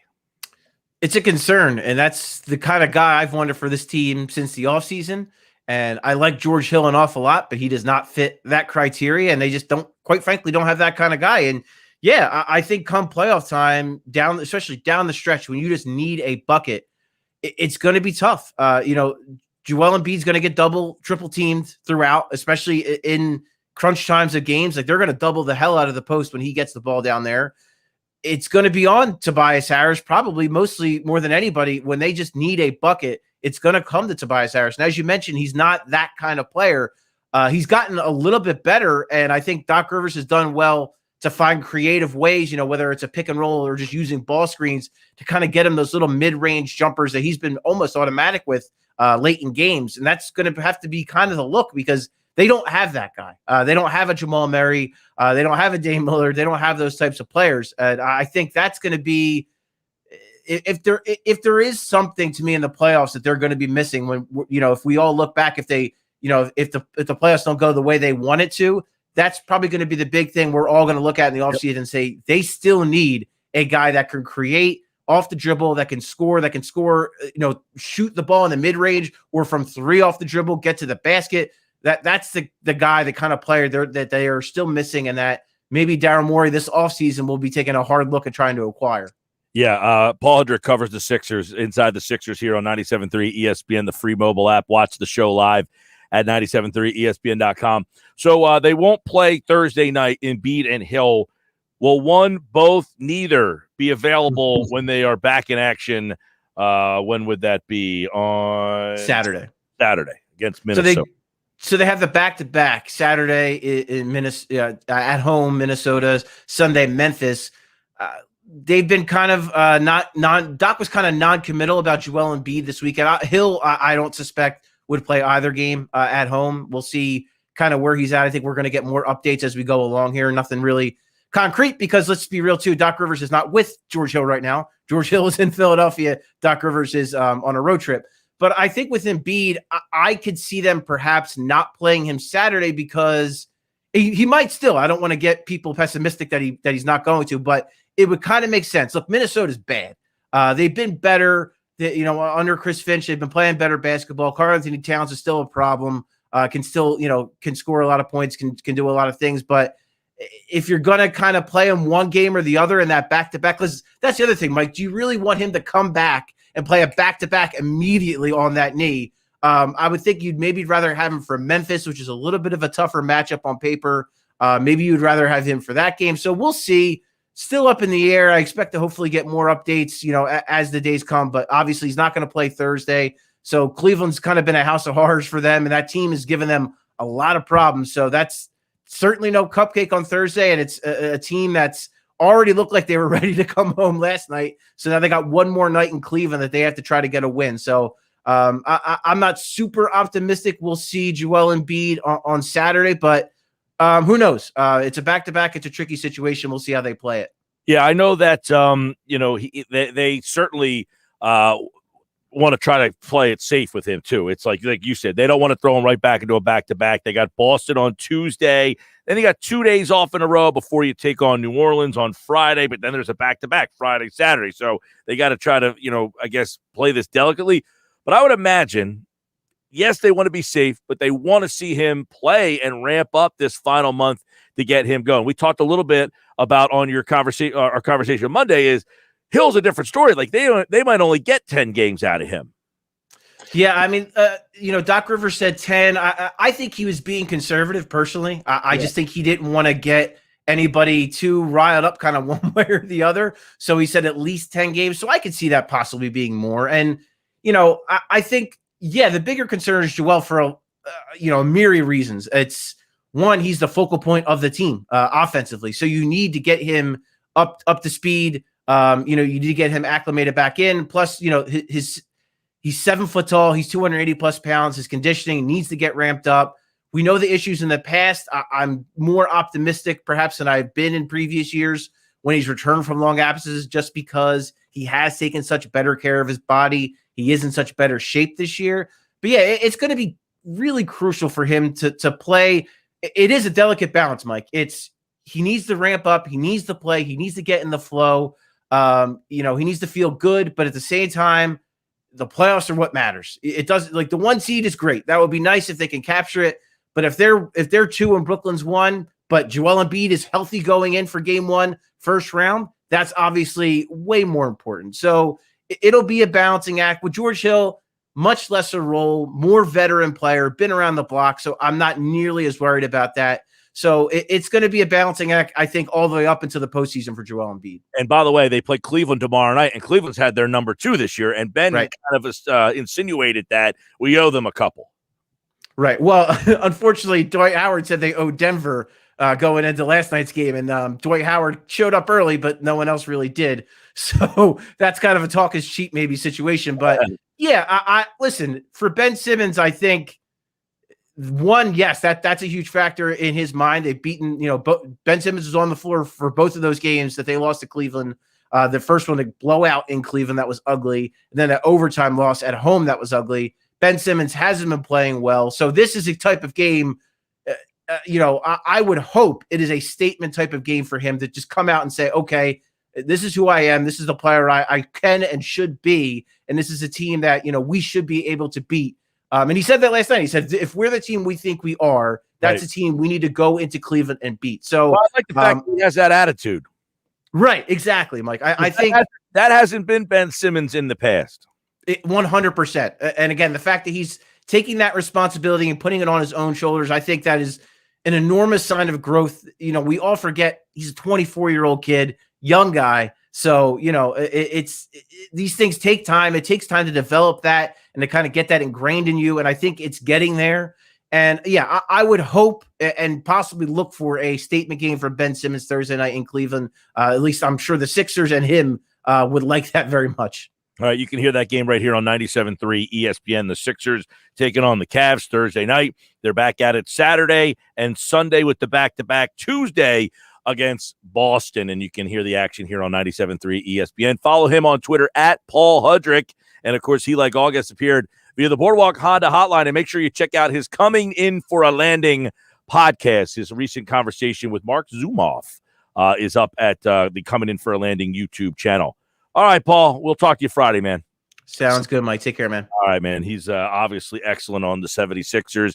This Sixer team last night, they played a horrible basketball game, but not really indicative of who this team is. And, of course, Joel Embiid not there last night. And, hey, look, we had questions about Joel not being there.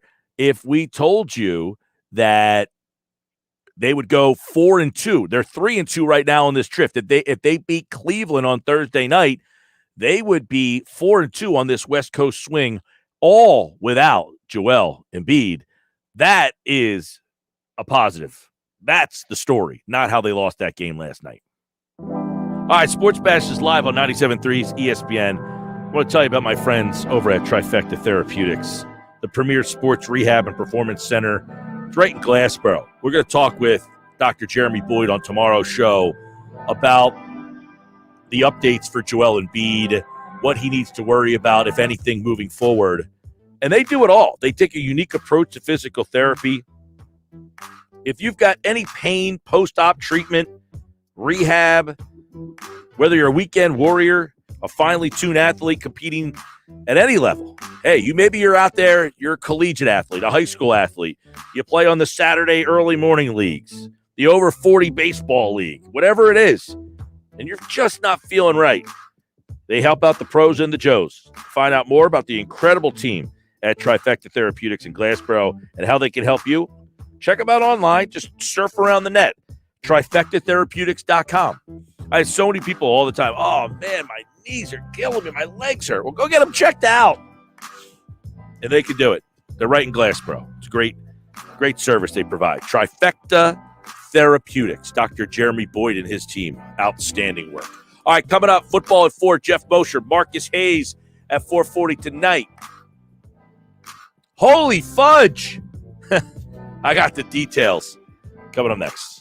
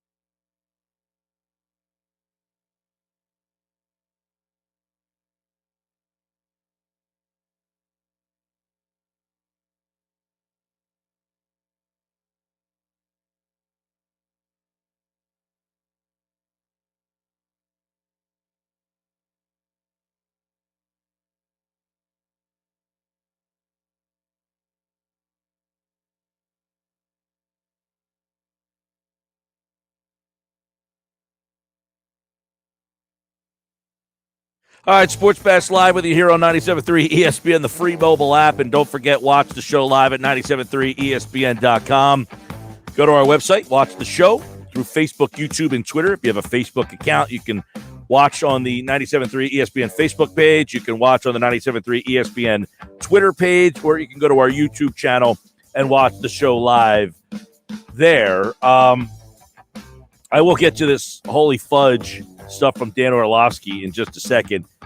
According to some reports out there, the Eagles met with, we were talking about yesterday, by the way, if you remember, that the Eagles, today's like the pro days for everybody, a lot of players anyway, and the Eagles met with Kadarius Toney. We talked a little bit about him yesterday. He, too, ran a 4.340. Now, Toney would be a guy that I would imagine you would be talking to if you're thinking about a second-round wide receiver, if you're lucky enough that he falls to you at 37. With a 4.3 number, you might see him go in the first round. I would imagine a 4.3 for a guy who, depending on how your rankings look at wide receiver, he would be a guy that could be a back-end first-round pick, or, I mean, if you look at different mock drafts, I'm sure he's all over the place at the back end of the first round into that second round. I see him here at 52 to the Bears in a CBS Sports draft from today. I don't think that's going to happen now. You run a 4.340, that could move you from 52 to 22. I mean, for God's sakes. Although it seems that everybody's running a 4.38 today, so who knows? In this mock draft, in the second round, the Eagles take Rashad Bateman. Oh, where have you heard that name a couple times? So Bateman, Toney, they're the type of players. Terrence Marshall, he's another one you're going to start to hear about. He's an LSU guy. Those would be guys that you're looking at in that round 2 area that maybe one of them separates themselves and slides into the back end of the first round. Because if you think about it, back into the first round, there's not a lot of wide receivers being projected to go. Rondale Moore is the one guy who's kind of like out of that other group. I've seen him going in the 20s. I guess I've seen Elijah Moore. He's a small guy, though, the kid from Ole Miss. But after that first group of wide receivers, there's that drop-off, and you could get one of these guys like Toney, Bateman. I don't think Bateman goes in the first round, though. I'd be pretty surprised if he goes in the first round. He's not quite as fast as those other guys. I mean, but Kadarius Toney, he goes out there and runs a 4.3 today.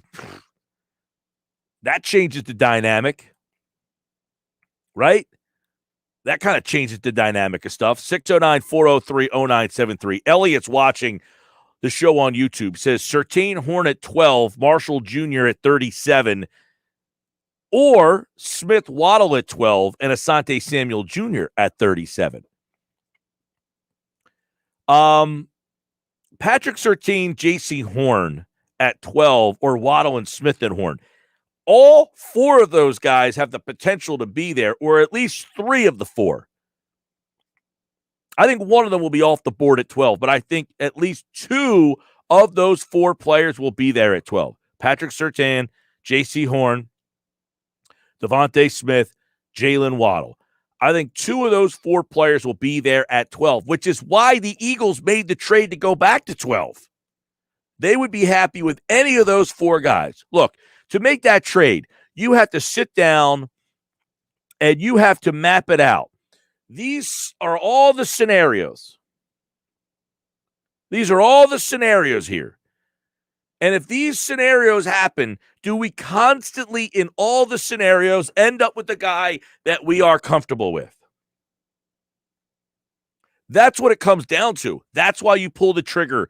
You don't move to 12 if you're like, oh, man, there's 5 scenarios here that we don't like. You have to have a player that you still want at 12. You can't just move to 12 and be like, well, willy-nilly it and figure out which guy's there. No, you have to know at 12 there's a guy that will be there that we like, because we like 14 guys. And if we get any of these 14, we're okay. 609-403-0973. You obviously, in my opinion, Elliot, the Surtain Horn at 12 or the Smith Waddle at 12, that's a tough one. But I would probably go Smith Waddle at 12, one of those two, and Samuel in round 2. And why is I think obviously Patrick Surtain and Horn are better than Samuel, but I think Waddle and Smith are that much better than Marshall Jr. Not that Marshall Jr. stinks. I think it's a different player that you're getting. Right? I think Terrence Marshall is just a different player than those other two guys. I think those other two guys are special dynamic players. And like Terrence Marshall, those LSU wideouts, they have been excellent. I mean, think about the wide receivers from LSU that have come into the league. Odell Beckham, Justin Jefferson. There's a different level of player. That place has become like the wide receiver factory, if you think about it. But they can't all be home run players, right? They can't all hit. And that doesn't mean that Terrence Marshall Jr. is going to stink. I'm not saying that. I just think he's a different, I don't know. He's just in a different stratosphere than the other two guys. I think the other two guys are potentially special players. Now, Terrence Marshall was also timed at 4.38. And Terrence Marshall, you're going to see, is 6'3" and 200 pounds, and he's this big guy who can run. But you go 4.38, he probably is going to put himself, but I don't see Terrence Marshall, in my opinion, I don't see him as the same type of playmaker as those other guys. The clock that these guys have that all keeps landing on 4.38 is a pretty interesting thing to me. I don't look at Terrence Marshall as this burner, though. I think his on-field speed is probably different from his straight-away speed. 609-403-0973. All right, Dan Orlovsky said this. Think about where we live. Think about the quarterbacks. We have Jalen Hurts here in Philly. These are the guys that are in the draft. He made the comparison to local fudge shops in the area. Trevor Lawrence, here. When you throw the ball and you see that defender jump like he thinks he's going to get his hands on it, and then all of a sudden he tucks his arms like, oh, I'm not going to get there. That's a holy fudge throw. Greeny, I'd like to go down to the shore. This is like the original fudge kitchen down at Wildwood. That's just a little fudge bite right there, not out of Trevor Lawrence.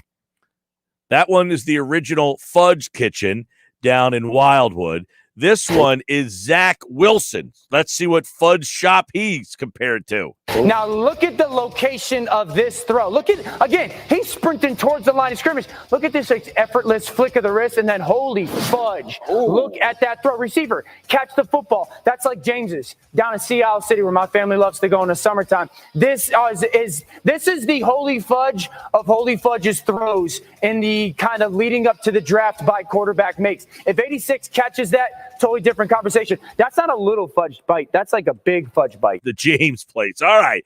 Down there in Seattle City. Mac Jones, which fudge shop on the Jersey Shore are you? Watch it from here. Now, first of all, fumble the snap, right? So often it's like this panic, like, oh, fudge, I dropped the snap. That safety's dropping down, chaos at my feet, pocket collapse. Look at that snap throw. That's a little fudge shop throw as well. That's like Shriver's down at the shore as well. Like, look at his feet. That's so nice, Dom. You see it, that double inbreaker. That's just another little holy fudge bite from Mac Jones. That was Dan Orlovsky comparing the quarterbacks in this draft to the fudge shops at the Jersey Shore. Classic stuff there. Now, luckily, thankfully, no, I hope anyway, the Eagles are not in play for one of those three quarterbacks. And now Trevor Lawrence, you wouldn't mind grabbing, obviously, but he's going to go number 1 overall. Mac Jones. That Mac Jones stuff is pretty interesting. I don't know. Yesterday we were looking at him at 3. When I mentioned it to DeCecco about him at 3, he kind of laughed and was like, are you kidding me? And now today I'm looking at a mock draft that has him going with Justin Fields in that spot. By the way, you can check out the full video of Dan Orlovsky and that fudge shop comparison over at our website, 973ESPN.com. But I think that if you look at the quarterbacks in this draft, and Dan Orlovsky tweeted this today, it makes a lot of sense when you think about it. There's only how many quarterbacks in the actual league that can play, right? How many quarterbacks in the league that can play? And every single year, you think that 5 quarterbacks are going to come into this league and they're all the right quarterbacks? How many guys in the league can actually play now? 6? That's essentially what he was saying. There's only 6 guys that actually can play as it is. And this year you're going to have a draft and 5 of them are going to just enter the league and they're all going to be good? No. Some of these guys are not going to be very good. We talked to Jason Fitz earlier. He brought up the stat from 1999 to 2019. 61 quarterbacks have been drafted in the first round of the draft. Only 28 of the 61 have made it to the Pro Bowl. It's less than 50%. Less than 50% of the quarterbacks that have been drafted have made it to the Pro Bowl out of the last 61. Not good. Not good at all. So, hey, if you're the Eagles, keep letting these teams keep making their trades, keep moving on up, keep reaching for quarterbacks. As Dan Orlovsky tweeted, there's only 6 great quarterbacks in the league every season. Why do we think there's 4 great quarterbacks in every draft class? Totally have to agree. It's the Sports Bash Live, 97.3 ESPN, the free mobile app. And don't forget, watch the show live at 97.3ESPN.com when we come back. Geoff Mosher is in the house. Football at 4 right here on the Sports Bash on 97.3 ESPN.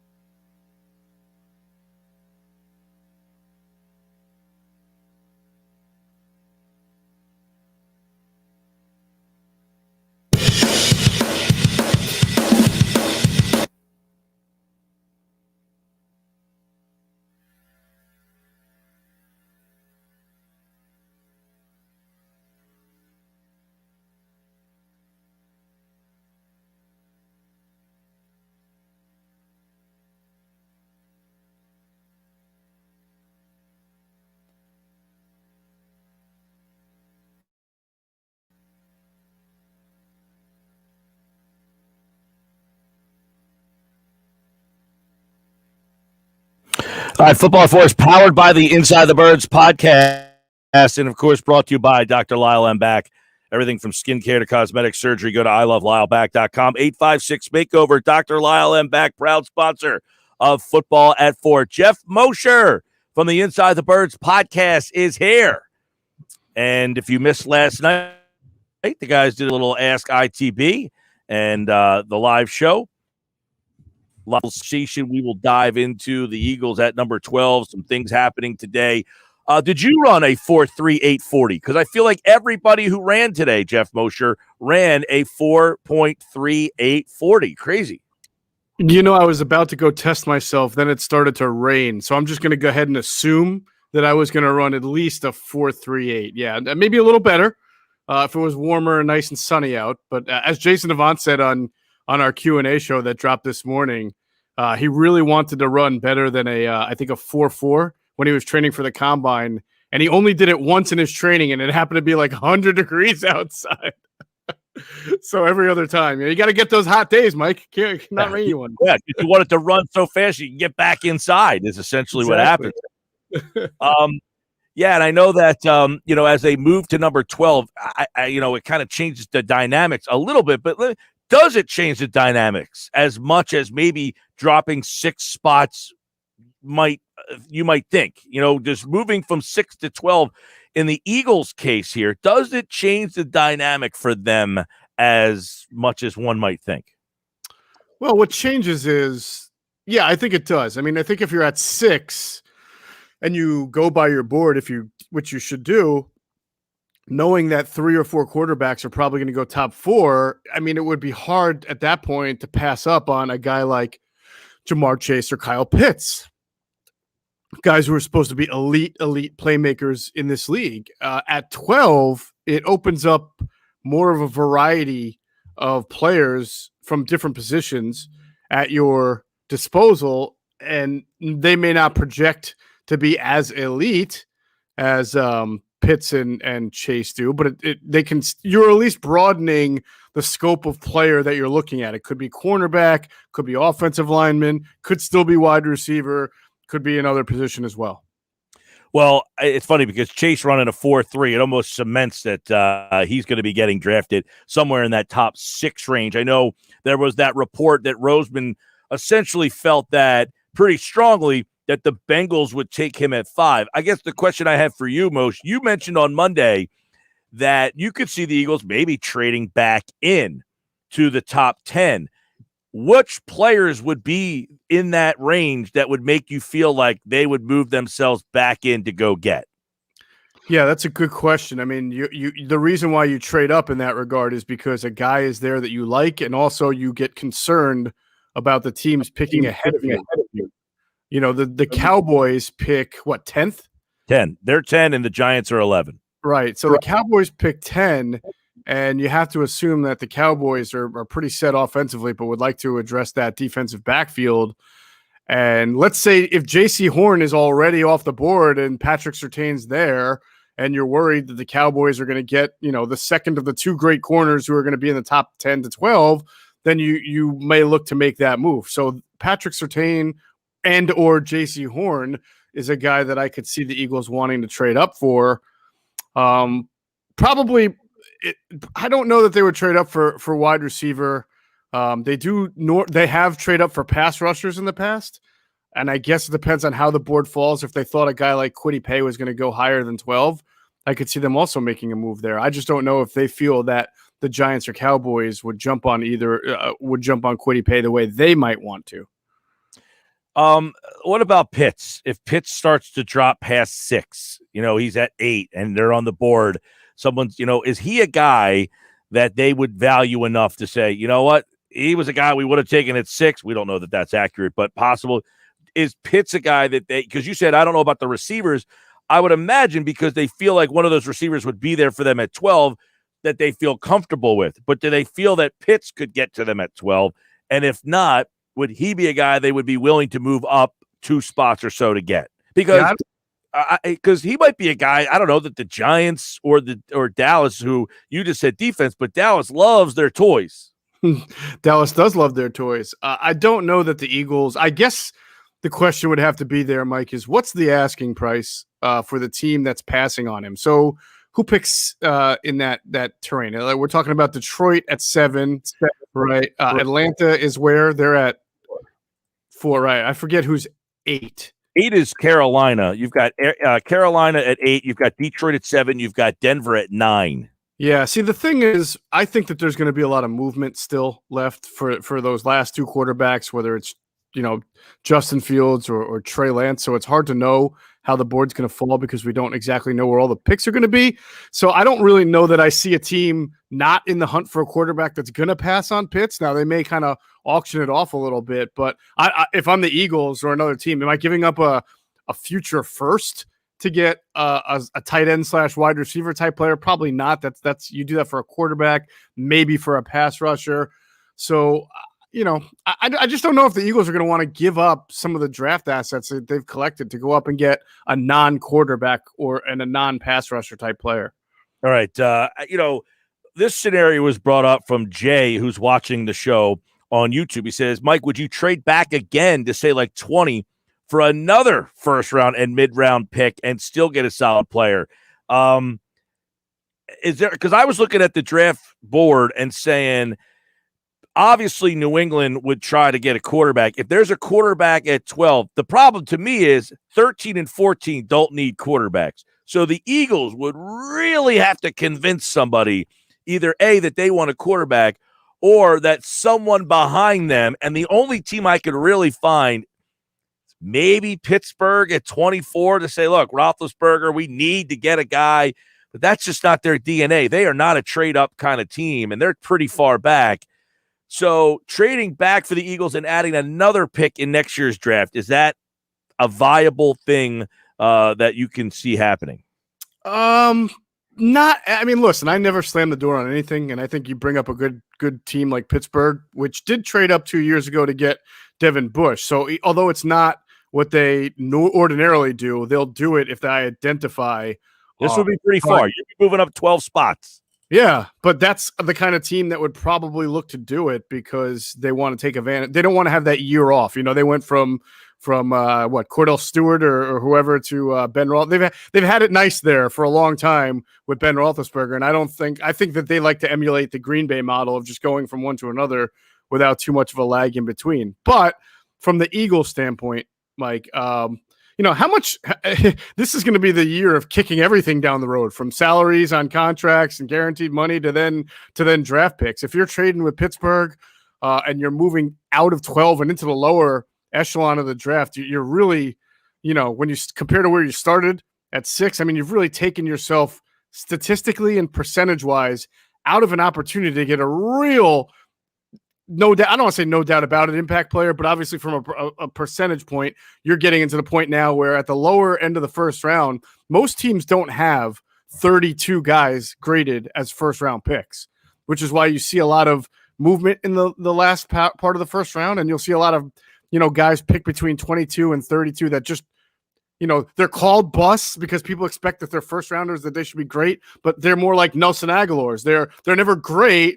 They're pretty good. They're just not those top 15 type guys that you always think of. So I don't know if you're the Eagles and you're trying to turn over this roster and replenish it, that you'd make that trade with a team that next year you get their first round pick, but the Steelers next year's first round pick could just be a 24, 28, 30 type pick. They could be a pretty good team. So I don't know if I would gamble on all that. Yeah, I know this one's interesting because Alfonso is watching on Facebook, and he says, I hear the Eagles are looking at Terrence Marshall Jr. Tell me about him. Now, he ran a 4.38 today.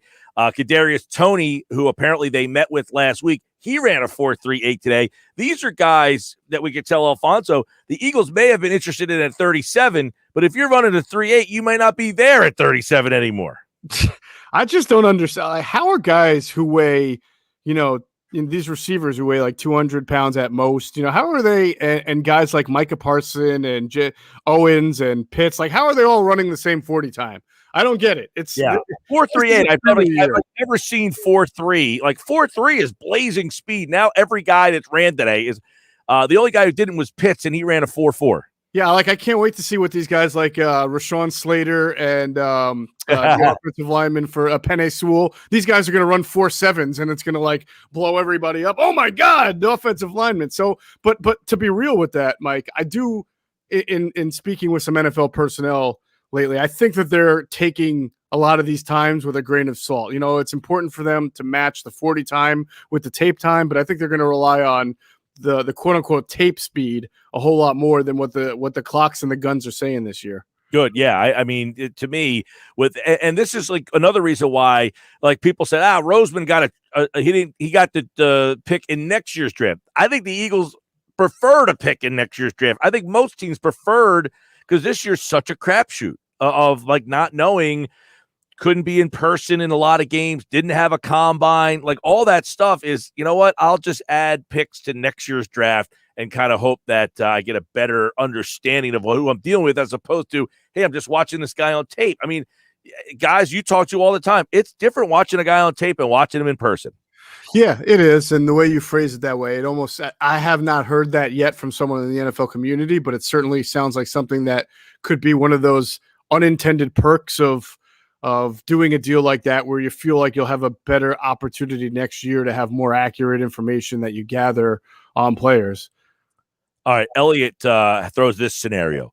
Patrick Surtain or Horn, in other words, a corner at 12, and a guy like Marshall get your wide receiver in the second round, or Smith Waddle at 12 and Asante Samuel, get your corner in round 2. Which is more attractive to you? Well, I'll be completely forthcoming. I don't know much about Terrence Marshall, so other than the fact that he's one of many people who ran a really fast 40. I'll go with out there. Terrence Marshall's LSU. Yes, speaker, big guy, 6'3", right.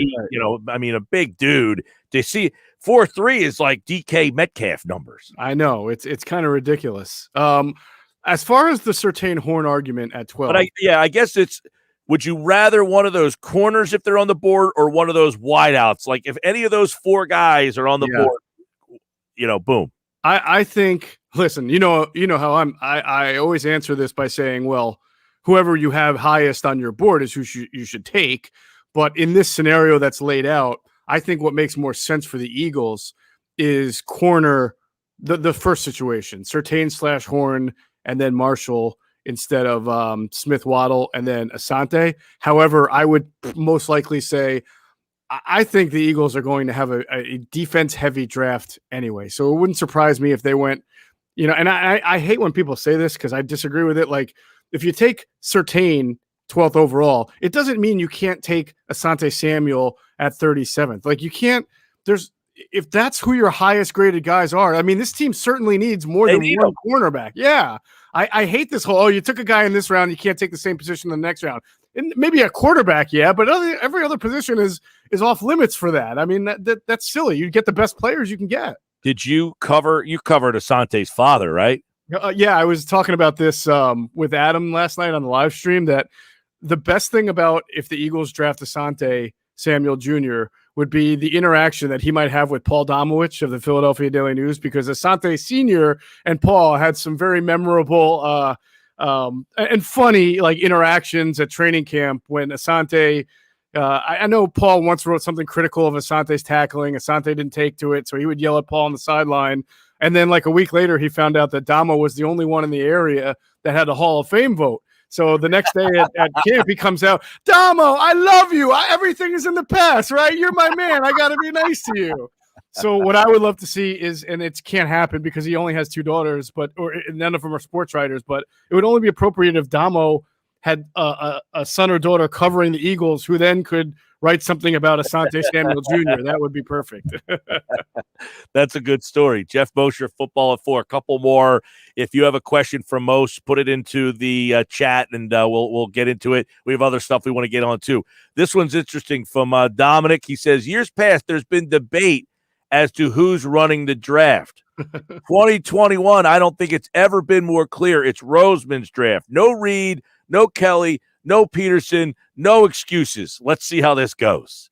Is it, in your mind, I think there's been murkiness of when Kelly was here, what happened there? Did Kelly get power? At what point did he get power? when Roseman and Reed were together, did Reed pull all the strings? When did Roseman get more say in the Reed drafts? Mm-hmm. When Peterson came in, how did the dynamics of those drafts go? Was it a 3-man type of conversation?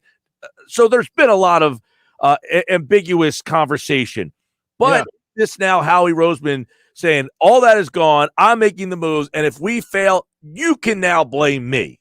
I don't know that will ever be the case for him. Yeah, and let's clear this up, because there's one name missing from Dominic's list. No Reed, no Kelly or Peterson excuse. I don't see the name Jeffrey Lurie in there, who has also been, as we've talked about, more heavy-handed in draft day decisions. So, look, I mean, when Andy Reid was here, he was the highest-ranking person on the personnel totem pole. So he's responsible, so to speak, for any draft pick that was made. Howie then, Howie was making the picks for the first 2 years. He was picking players for Chip Kelly's scheme and system, and obviously with Chip Kelly's input in mind. But the GM makes the final. It's the GM's job, Mike, and you know this, right?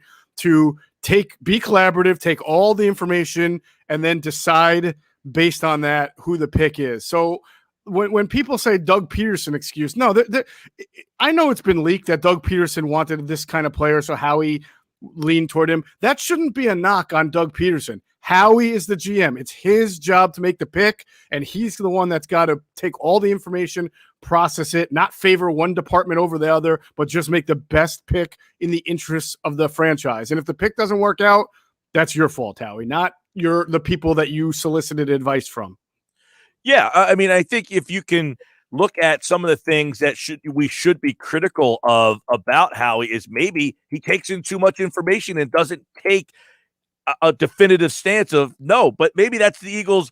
Maybe it's not him so much. That's the organizational philosophy is you get a say, you get a say, you get a say, and you don't get to. And Roseman doesn't have the personality to say, I don't want to hear from you guys. This is what we're going to do.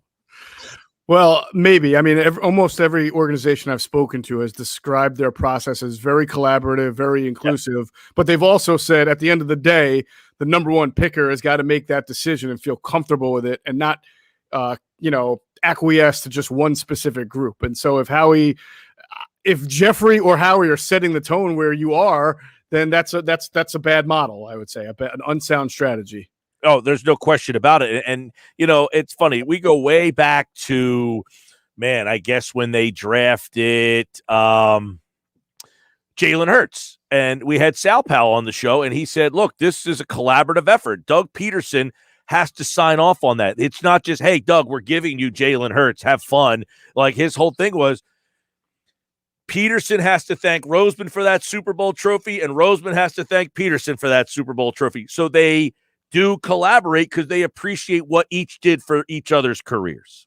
Yeah, that, and plus everybody, whether they want to admit it or not, wants to have a little bit of say and a little bit of input. Even Doug wound up saying that at the end. I'd like to be more involved in some of the, at least have my input on some of the drafts, because the coach has got to coach the players, and the coaches have to develop the players. So obviously they want their voice heard as well, and I think that's where Doug was coming from. We've said it on Inside the Birds. The decision to draft Jalen Hurts was very much a Howie Roseman, Jeffrey Lurie decision as well. I mean, so I'm just telling you what I know. If Doug went along with it, that's great. If Doug has been the type of guy to just, as you've seen publicly, kind of go along with what ownership and management say. So I don't know that he was against it. I don't know that he banged his fist on the table for it either, though. A couple quick things. Team needs, as we look at this, they're at 12 now. They could go a variety of ways, but what do they maybe what's in the middle area that they want to target and end up with? Because once you get to the middle area, are you going best player available, or at that point do you start to fill needs? I personally say, and not me personally, but just from the research that I do, it's still always best player available. Like, again, I hate doing this because people think I'm biased for some reason, but I use the Steelers because they do draft very well, right? They had some pretty good receivers going into last year's draft. They had Deontay Johnson, who's becoming a very good receiver. They had Juju. They had James Washington, and they had a pretty good passing offense year after year, as long as Ben Roethlisberger was healthy. Obviously not the year that they had Duck Hodges, but still the receivers are good, and they still took Chase Claypool in the second round, right? And had Juju left, they'd probably be well positioned with Claypool and Deontay Washington, and they always have a pretty good pass catching tight end. So again, like they also took Benny Snell a couple of years ago when they had Connor and they had another Jalen Samuels. They just take really good players, and that's how you build a team because you're always going to have holes, right? I guess it's hard. Like if you're in like the third round, you have 2 third-round picks, and the highest guy on your board is a running back. Which I guess in the third round, you might have a running back as the highest guy. Maybe that's where they start to come in. But you have Miles Sanders. You could find a running back someplace. You could get a running back. But the third guy on your board is a corner. Listen, I asked Daniel Jeremiah this question on his press conference last month. I said, why do teams always say their best player available, but then others who say it don't seem to do it, right? And he said, look, the temptation is tough. A lot of times GMs have their jobs on the line. A lot of times they want to follow their board, but they know or they expect that certain players are going to fix certain positions. But when you do that, when you draft, for example, J.J. Arcega-Whiteside in the second round, thinking he's going to take over for Alshon Jeffrey in a year, and the guy can't play, you wind up biting yourself in the rear end anyway.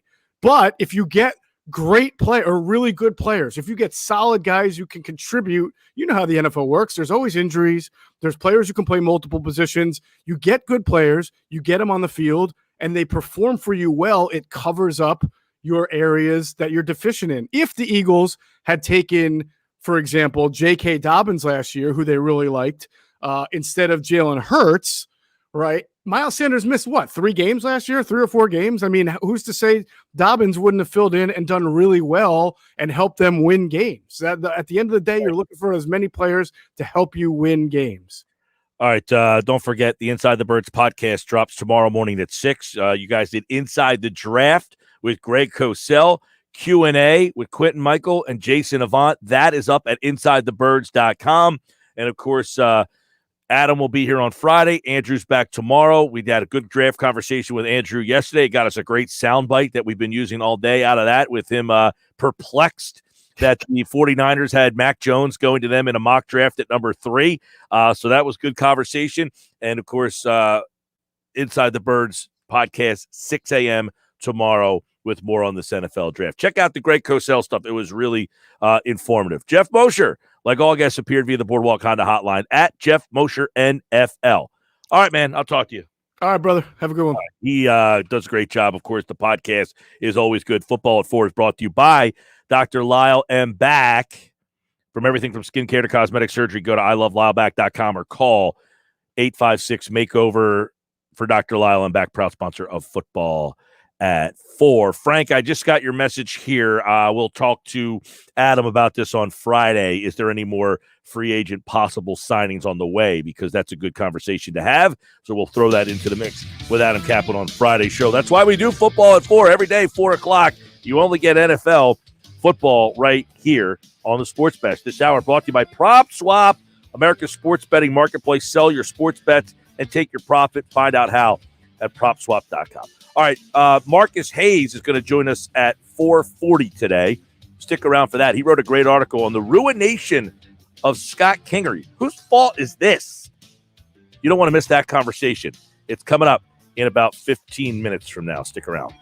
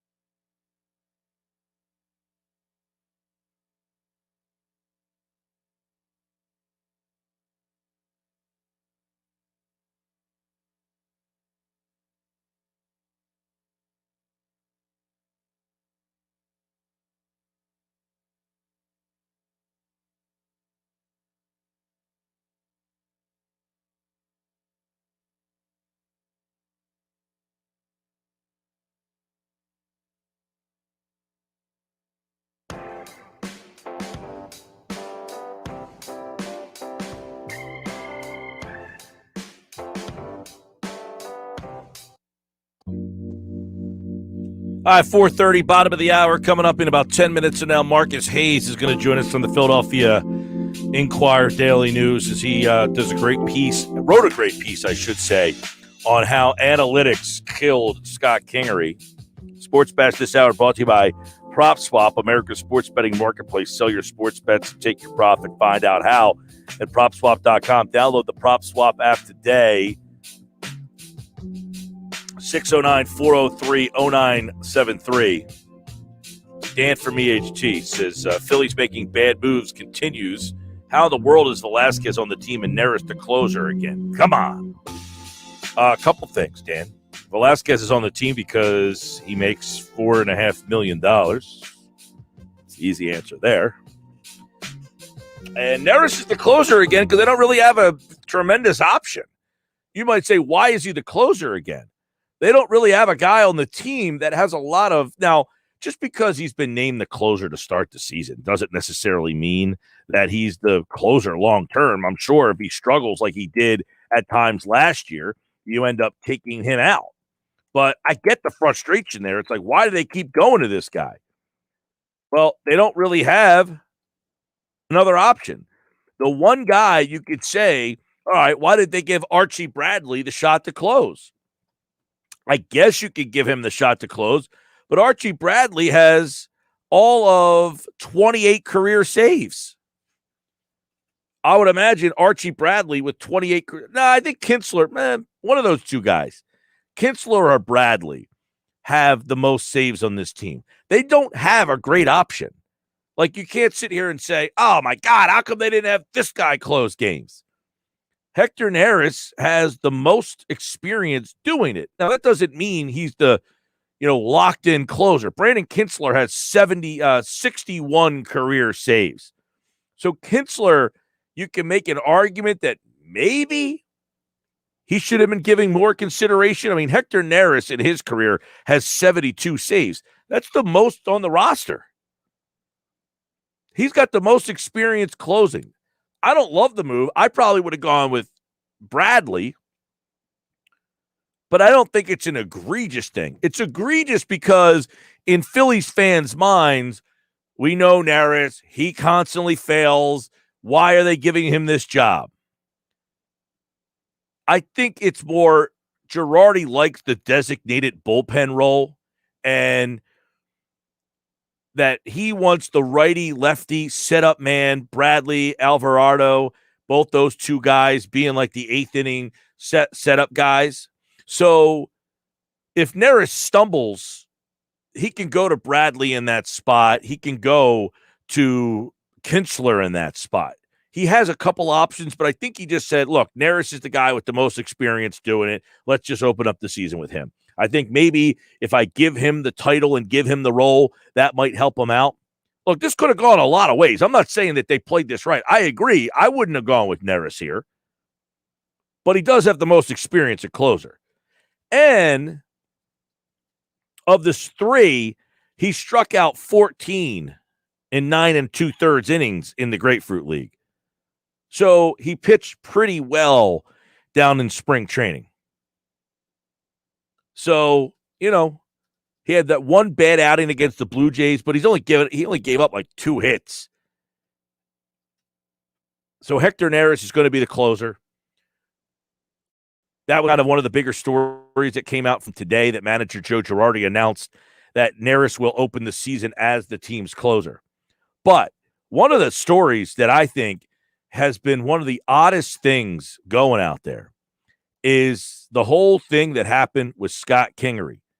And as Marcus Hayes writes over at the Philadelphia Inquirer, all the Phillies had to do was let Scott Kingery go and play in AAA, let him play second base. But the analytics said otherwise. He'll explain coming up next how the Phillies are at fault for what happened with Scott Kingery. That's coming up next. We'll talk a little Phillies. We'll spin around with Marcus, who, of course, is a great columnist at the Philadelphia Inquirer, so he can weigh in on a variety of topics. So we'll kind of go like PTI style, bang, bang, bang, bang, hit him with a thought on each of the 4 Philly sports teams. It's coming up next here on the Sports Bash Live on 97.3 ESPN, brought to you by Prop Swap, America's sports betting marketplace. Sell your sports bets, take your profit. Final 4 this weekend right here on 97.3 ESPN and the free mobile app.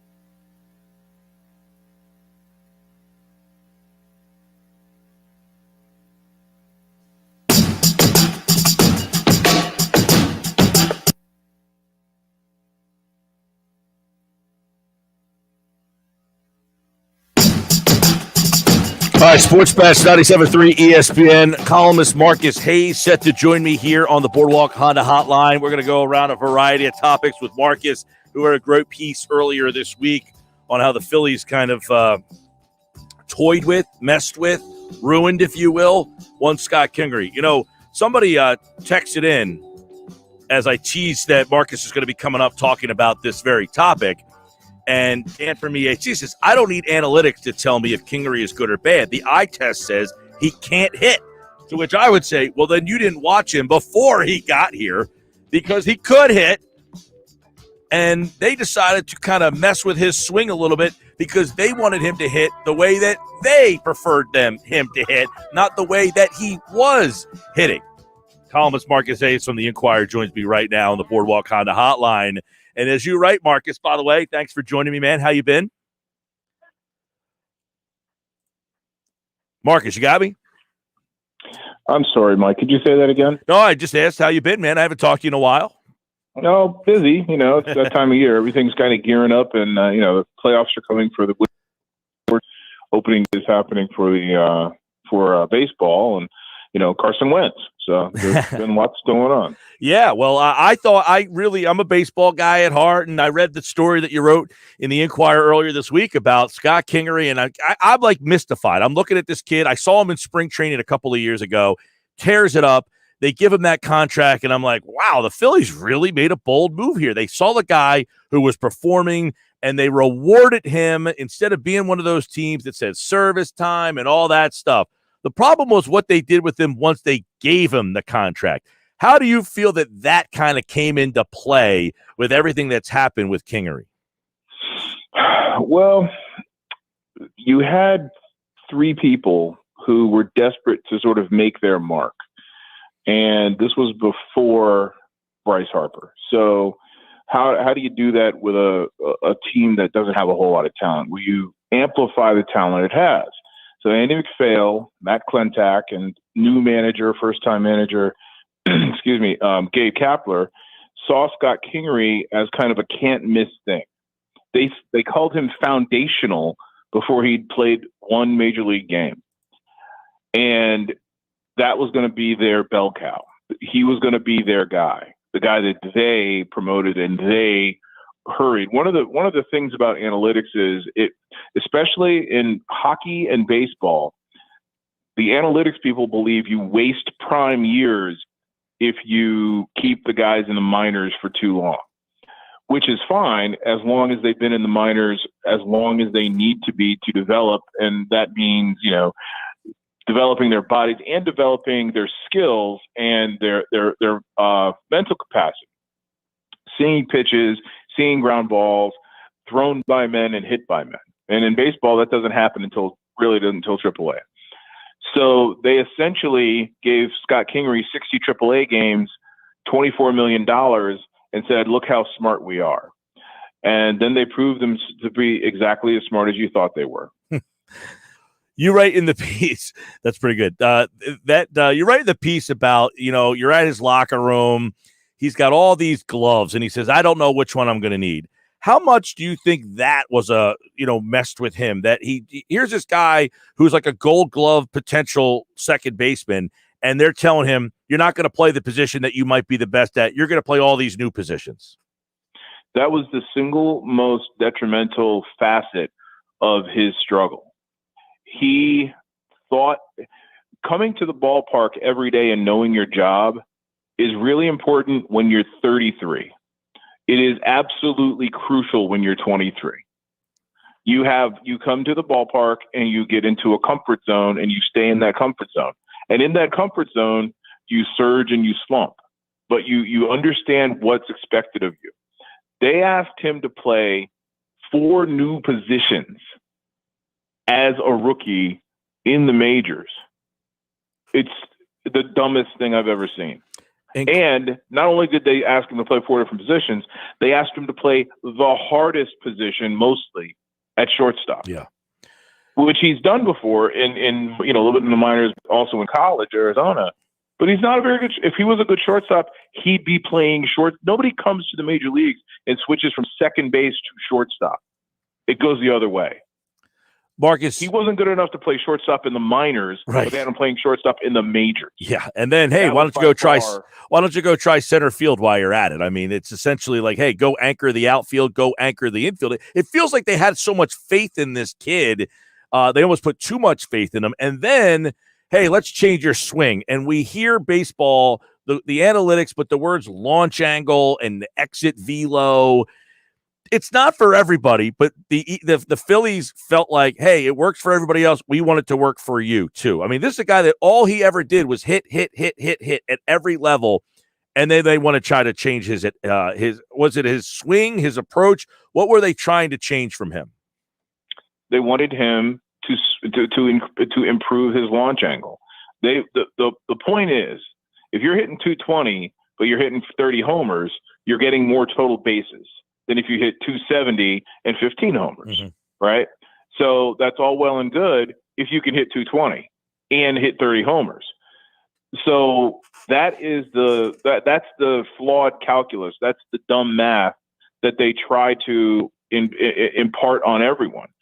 Everybody comes up with a different swing. Everybody, every golf professional has a different swing. You swing your swing. What happens once it makes contact is really out of your control. But once you've gotten to the major leagues, you don't change what got you to the major leagues.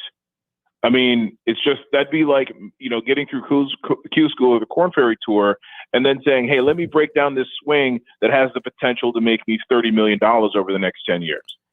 So that's what they did. They said, okay, we're going to change your swing, and we want you to get bigger and stronger, and we want you to play different positions. In the piece, you write that there's basically a source that told you this kid doesn't have a chance. So here he is now 27 years old. Are we essentially to believe that he's ruined? I mean, here's a guy that had so much promise. You just said he was kind of the golden child. Is this organization, they might say, hey, we believe in him, but do people look at him and say he's done? I believe any team would take him in their system. I mean, he's a really good player. I mean, he hit 411 in spring training in 2018. He's a really, really good defensive second baseman. That'll never change. He's going to be in the major leagues again, and probably for the next 10 years, just because he can play so many positions. He runs a little bit, and he's a great kid. But, they expected him to be at least a 1 or 2 time All-Star, at least 2 or 3 time Gold Glove winner like Manny Trio, and be one of those players who plays a position for 10 years. You just don't have to worry about it. Yeah. And that is incredibly important when it's a middle infield position. So I don't think he's ruined, but I think he's got a relatively long road back. He's lost the weight. He's lost a lot of the muscle bound, overbuilt weight that was impeding his swing. He couldn't get around on a fastball. So if he regains his regular stroke, he's got a chance to be in the league for a long time. It's a crazy, sad story. It's almost parallel, Marcus, to what's going on with Shane Gostisbehere. I mean, this is a guy who came up and lit the world on fire, had all those game-winning goals, and people were like, this is the guy, and precipitously keeps dropping, and to the point he's waived. What's the message that the Flyers are sending? Benching Carter Hart, waiving Shane Gostisbehere. This is kind of out of character for them. Well, it is, because the characters have changed. It's no longer, there's no connection between the people making these decisions and 1974 and 75. For the first time, there's no connection. So you can waive a guy you're paying a lot of money who declines to play defense as a defenseman, and you can bench a golden child goalie that you didn't draft, but declines to do the work in between games and in the off season. So he comes back and he's an improved goalie, getting better all the time. It's a heck of a thing when the coach says, my goalie doesn't work hard enough, so I'm benching him. And oh, by the way, the guy we thought was going to set records as a defenseman scoring declines to play defense to the degree that he hurts the team more than he can help it. Yeah. That's and by the way, he cleared waivers and is on the taxi squad now. He will not play tonight. So for those people who are wondering about that, with Shane Gostisbehere, columnist Marcus Hayes is with me. So as I said, we're going to kind of spin around. We looked a little at the Phillies, the Flyers, and then the Sixers had this game last night. Like I always say, there's Tuesday nights in February. You have those stinkers. Is this finally, though, the team that we think will not let us down? I mean, all these other teams we wanted to believe in, they were exciting, and they just weren't really ready. I mean, you had these young teams, they weren't really ready. But is this team finally ready, in your opinion, to kind of be the one that makes that deeper run and gets out of the second round? God, no. I mean, Ben Simmons is still on the team. He's still a point guard, and he still won't shoot. Until that happens, they won't win. Simple as that. It's just that simple. I mean, if you have a perimeter player who declines to shoot from 15 feet, the other team can play zone, essentially.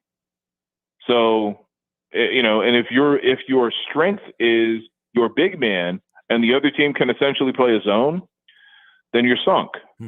So until he decides to shoot, he can shoot. He declines to shoot. No, So that is, Marcus, shoot, you just said it there. He can do it. He declines to. I think that's perfectly put, because every time he attempts, he essentially makes. Yeah, he's got a fine shot. He just is obstinate, and he's insubordinate. He's not doing what his coaches have told him to do. So what good is he? I mean, he's fun to watch. He's athletic, but he's predictable, and he's a liability on offense. And until that changes, to answer your question, any team with any sort of cohesive defensive scheme will shut them down. The miracle was that the rest of the team, besides Ben and Joel, played so well against Toronto. Brett Brown did a miraculous coaching job taking that series to 7 games with Joel Embiid, with his gastroenteritis and Ben Simmons not shooting. Think about that. They took the eventual world champions to a Game 7 last-second shot despite not getting what they needed from their 2 best players. That, to me, is amazing. The fact that I've been accused of having Brett Brown pay me at points, because I always said, look, I think Brett Brown did a fine job, but you people are blaming the wrong people. This team's players were not ready to win, and you just said he did a miraculous job in that series. The hate tweets can go to Marcus, because I get them all the time thinking that I'm on Brett Brown's payroll. I agree with what you're saying. I want to flip real quick over to the Eagles and this organization. And obviously people can't stand Roseman. I think he's probably the most hated member of the sports fraternity in all of Philadelphia. But how surprising is it to you about how much Lurie essentially has kind of interacted with all the football decisions? Like, I don't feel that was an issue until recently. Well, it's always been there. And 25 years ago, owners were much more hands off, but Jeffrey has never been hands off. Jeffrey goes to the facility every day and watches every practice. Almost nobody does that. Jerry Jones does that. It's very, very rare. Number one. Number two, as he got more comfortable in the league, he became more involved with personnel decisions and assistant coach hires and protocols and sports science and analytics, which is fine. It's his baby. But since 2017, since they won the Super Bowl, he and Howie believe they got it figured out, and they don't need your stinking help, and they'll do what they want to do. And if you look at what has happened with the team since 2017, with these, the worst thing they did, the most arrogant thing they did, was trade for Deshaun Jackson and pay him $30 million. That was ridiculous. And that was all Jeffrey Lurie and Howie Roseman throwing it in the face of Chip Kelly. It's a sort of disastrous move that takes years to recover from, because once you do that, you're pot committed. You have to double down. They extended Alshon Jeffrey, then they traded for and extended Deshaun Jackson, Malik Jackson, Javon Hargrave, all these, 26 to 33-year-old guys who you're overpaying for what they've already done. Well, they are always very intriguing, polarizing, if anything. And, of course, the draft is coming up. Marcus Hayes, keep doing what you're doing. The columnist over at the Inquirer, always insightful. Great piece on Scott Kingery. I ask all of the listeners out there to check that out, Inquirer.com. And Marcus Hayes, like all guests, appeared via the Boardwalk Honda hotline. Marcus, good to catch up, man. Thanks for having me, Mike. Always good. Marcus Hayes, I tweeted out that I really thought the piece was great on Kingery because he mentioned, look, I'm not like slamming analytics. I'm not an anti-analytics guy. It's not for everybody. Launch angles, not for everybody. Exit velo is not for everybody. Some guys can just be guys who go the other way, hit the ball over the second baseman's head, drive a line drive to left center field. As he mentioned, the Phillies wanted him to be a 220 hitter but hit 25 home runs instead of a 270 hitter with 15 home runs. Sports Bash Live, 97.3 ESPN. Jeremy, what's going on, bud? Watch it on YouTube. He says, I'm not a rocket scientist, but if something is working that got you there, why in Sam hell would you want to change that? Because baseball is telling you now that things are different. Sports Bash, 97.3 ESPN. We got plenty more to come in the 5 o'clock hour. Don't go away. NFL draft questions. Continue with your draft stuff. 609 403 0973. 609 403 0973. We'll continue to answer your draft questions on the other side. Opening day tomorrow.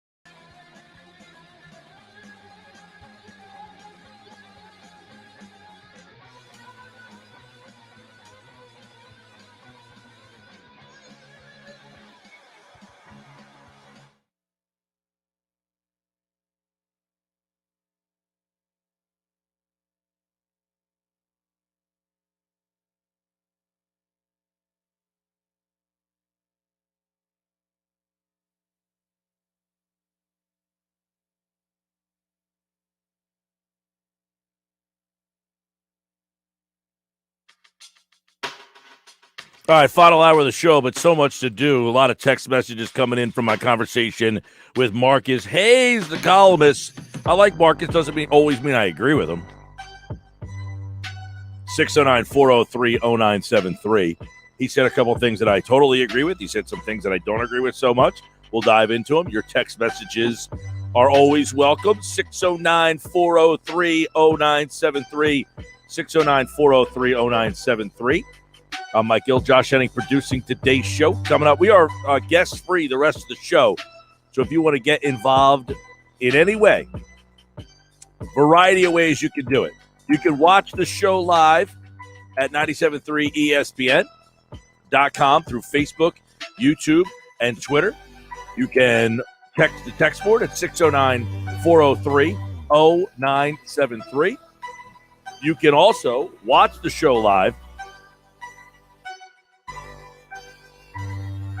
Or, you can hit me up on the phones at 609-573-3776. Losing my mind here on a Wednesday edition. All right, so a couple things, and I see some text messages coming in from my conversation with Marcus Hayes. So I will address some of those in just a second. I see some of the comments coming in on the video chat. We can get into that as well.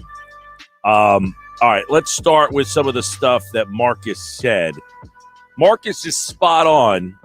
Your boy Ben Simmons is fool's gold. I've said it for years. Simmons is going to be a major liability in the playoffs. Yeah, guess what? So far, he's right. Ben Simmons has been a liability for this team in the playoffs. I'm not disputing that fact. I think what the difference is that I've said this year is the team around him is more equipped than the teams they've had in the past. See, where I disagree with what Marcus said is that until Ben, I agree with what Marcus said about Ben is a good shooter, not a good shooter. He can shoot. He chooses not to shoot. I acknowledge that with him. The difference is in the teams they've had in the past, this is where I disagree with Marcus a little bit. He has said until he does. I think that this team is more equipped to handle Ben's, I don't want to say liabilities, his, what was the word that Marcus used? His insubordination, essentially, which, by the way, the same people who are texting me about Ben and this and that, I don't think any of you, it's funny. You pulled out the part where he said that you agree with Ben Simmons, but the comment and the quote that he said that Brett Brown did a miraculous job in the playoffs against the Toronto Raptors. You guys all bypassed that one. And the point that I made with Ben Simmons is in those games, the roster around him was a liability to Ben's game. Ben's game is a liability at times, but the roster around him is not conducive to the liability that he is. This team is more conducive to what he doesn't do because of the fact that they have better spacing. They didn't play last year in the playoffs, so we can't sit here and blame him for the playoff loss from last year. He wasn't out there. Not that I think he would have made a big difference. That team was awful setup roster for him. The teams they had in the past, while they had Jimmy Butler, who's a great player, Jimmy Butler's not a three-point shooter. They did not have the spacing. So when you have a roster that doesn't have the spacing, that made Ben Simmons' liability a bigger problem. And what I've said this year, I might be wrong, we're going to find out in the playoffs, is that Ben Simmons is still a liability on the offensive end of the floor because he won't shoot the ball. But what he does so well, they now have a roster around him that is better configured for what he does well. What he does well, they didn't have a roster configuration that meshed with what he does well in the past. Here's Ben Simmons, a guy that is very good at spotting the open shooter, very good at finding the open man, very good at delivering open looks. The problem was the guys they were getting open looks to stunk. Now he's got guys who are getting open looks that are knocking down shots. Ben Simmons is the number one player in basketball when it comes to assisted three-point shots. Why? Because he's got guys that can make them now. I mean, that's the difference. Guys were getting looks before. Ben Simmons isn't this liability if those guys are hitting shots. Yes, Ben is, it's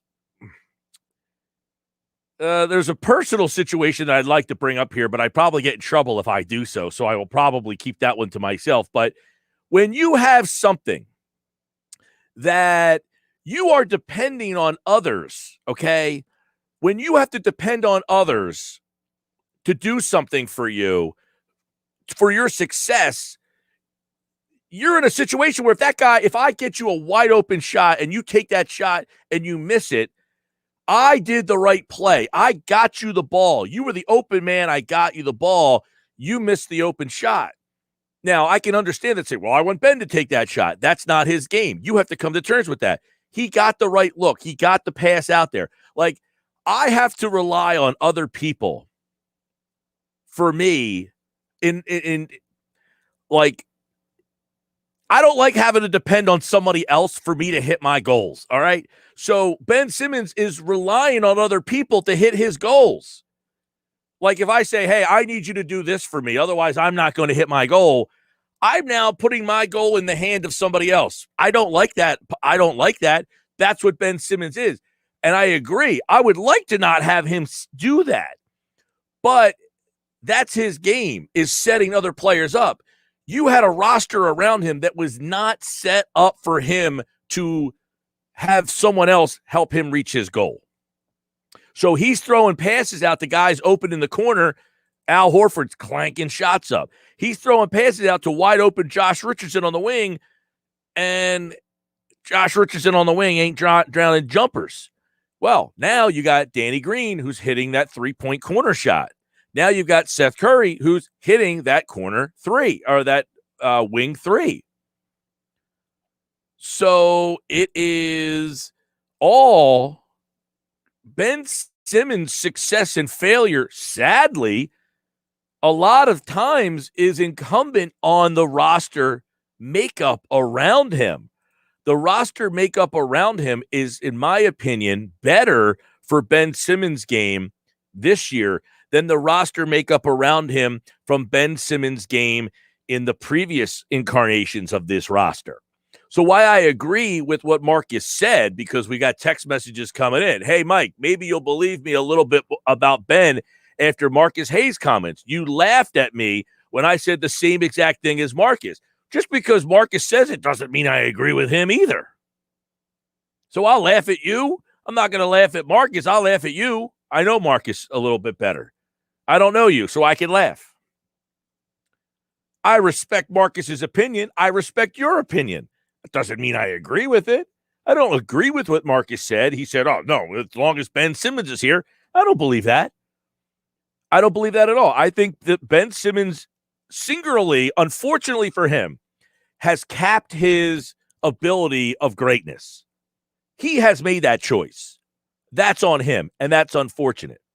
But I don't think that has capped the team's ability if they build the right team around him. It's like all my life growing up.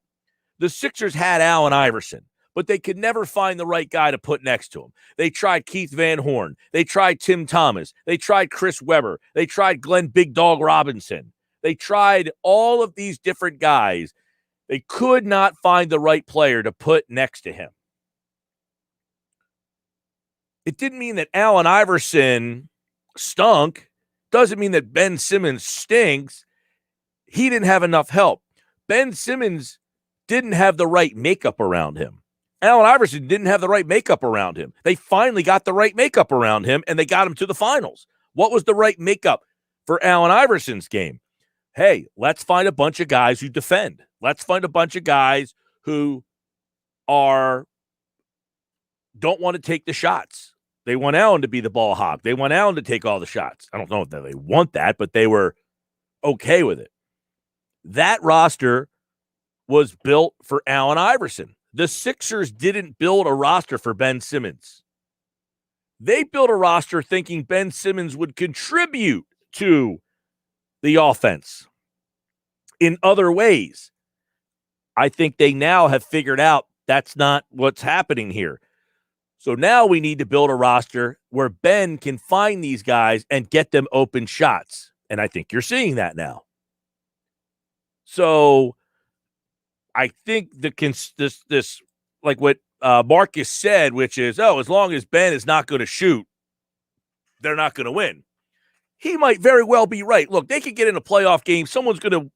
Now, Marcus said, look, they basically play zone defense against you. And I get what he's saying. They sag off of Ben. And if that ends up happening in the playoffs, I think the Sixers really need to reevaluate the situation.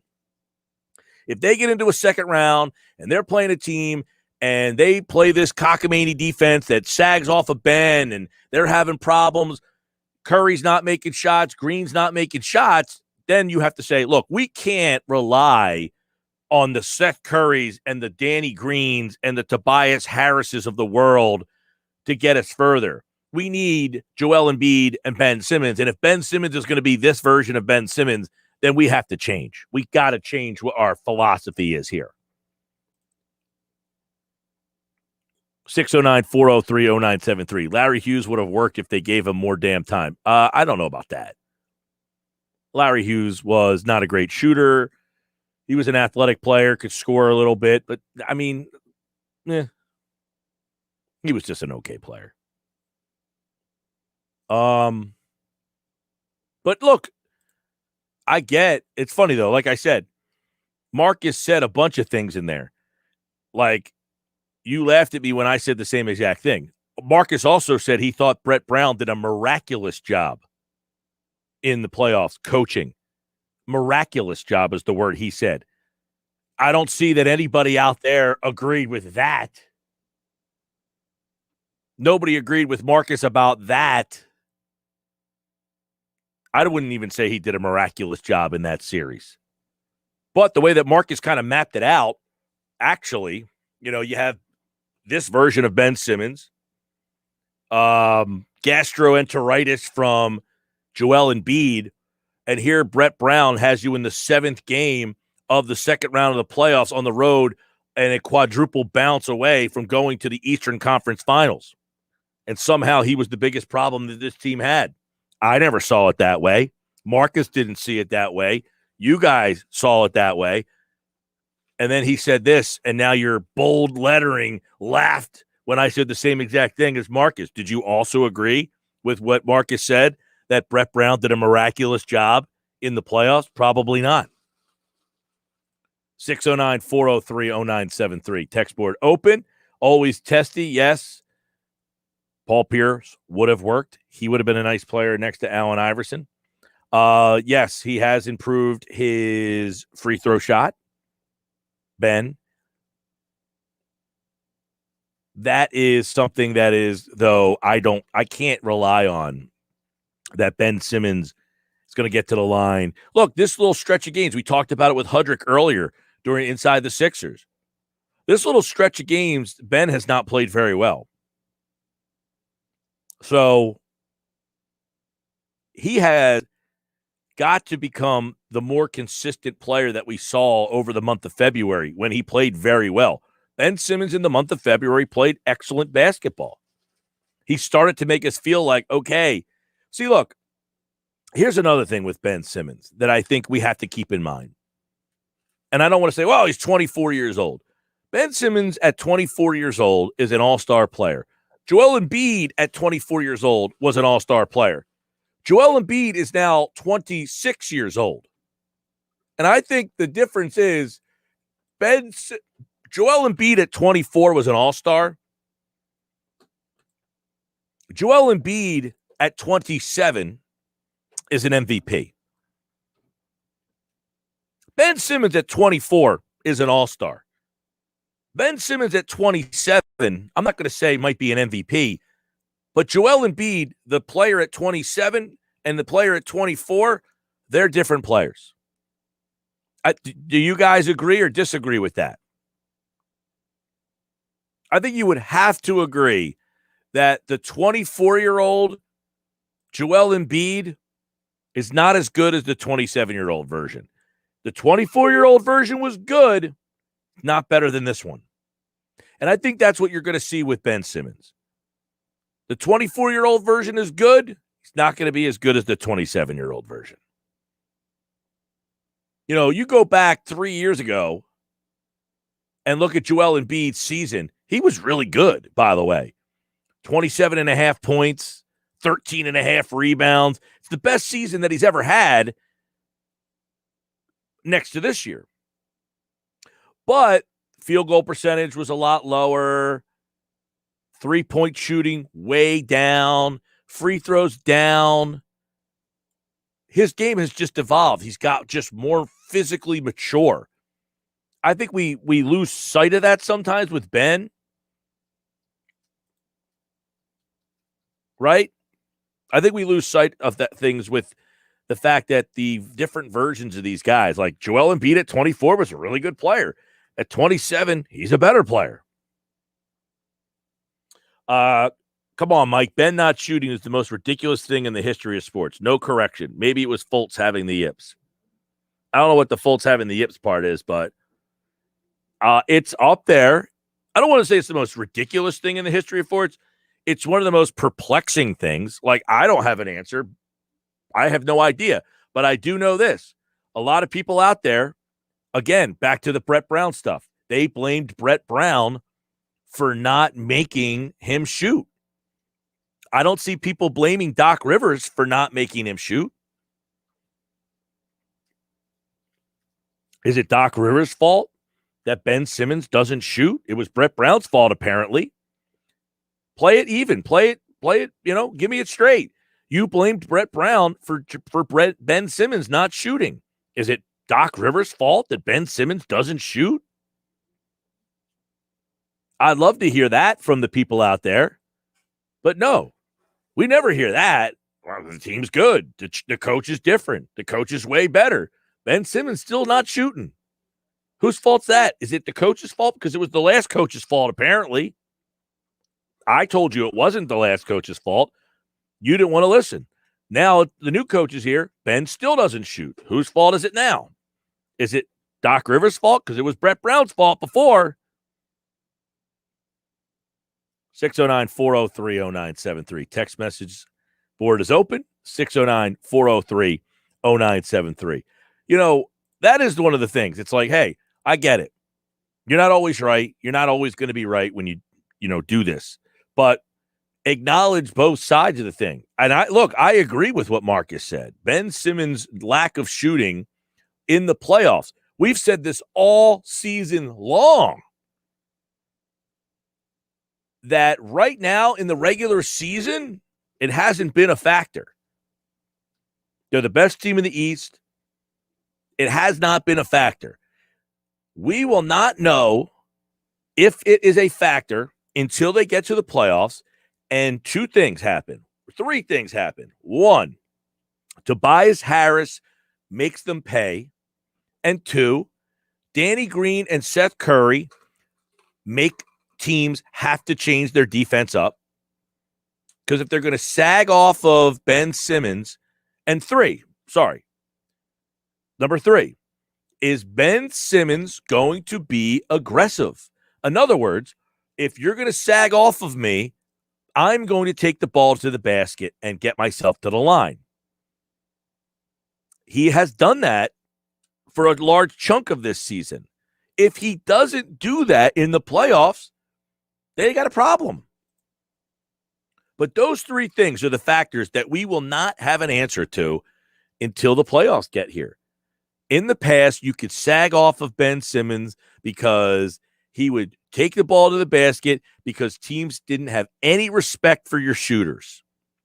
So when Ben started to take the ball to the basket, they had a wall of guys that surrounded him at the free throw line, and he would pass it out to a wide open look, and that guy could not consistently make a shot. If they employ the same defense and Ben Simmons starts kicking it out and Seth Curry knocks down a couple of threes or Danny Green knocks down a couple of threes, teams are going to have to defend them differently. And if they don't defend them differently, then those guys are going to have to knock shots down consistently. That's what it comes down to. That is the genesis of this team. Redick was a great three-point shooter. The problem was he was the only three-point shooter. And by the way, Redick was a great three-point shooter but not in the big moments. He got open looks and couldn't hit the big three. We talked about this. I talked about this all the time. J.J. Redick was the great shooter to give you a 17-point lead, but he wasn't the guy to put you up by one late in the game. He just wasn't a big-time, hit that big three kind of guy. Not everybody is. Look, he's a good shooter. The problem is they only had one. They had one shooter. So teams, if you look at the NBA, if you have Joe Harris, teams take him out. If you have Kyle Korver, teams take him out. You can't have this one-dimensional shooter on the court in the playoffs and expect him to be the same player he was during the regular season. So, yeah, Redick was a great three-point shooter, but when it came to the playoffs, no, teams took him out. They defended him differently. They were right up in his face, so he couldn't get the catch and the looks. Only having one shooter, not conducive. You got to have multiple shooters. Sixers didn't have that. Sometimes it mystifies me that people can't figure that out for themselves, but I'm here to explain it to you. I mean, if you watch the game and you say they got one shooter, they're taking him out, you have to be able to figure that out. That, yeah, Redick's a great shooter, but he's not the same player in a playoff series as he is in the regular season. They only have one shooter to worry about, dude. So they defend him differently. They defend that guy differently in the playoffs. Go watch. Take Redick out of it. Go watch the Nets with Joe Harris. He's a non-factor. He's the best three-point shooter in the league all year long. He gets to the playoffs, he can't get a look. Because why? He's the only three-point shooter they have. So we're not going to let you get the ball come playoff time. Those one-dimensional three-point shooters have a lot of problems come playoff time. If you have two of them, makes things a little different. That extra pass, now you get the look. Sports Bash Live, 97.3 ESPN. Got some text messages coming in on the draft. We'll get back to them. 609-403-0973. On the text, 609-403-0973. Hit me up. Brought to you by Broadlee's Plumbing, Heating, Air Conditioning. Your local provider makes it easy to upgrade your home to the most energy-efficient equipment on the market. Plus, learn how to get a free furnace during the month of March only. Visit them online, broadlease.net. Major League Baseball opens tomorrow.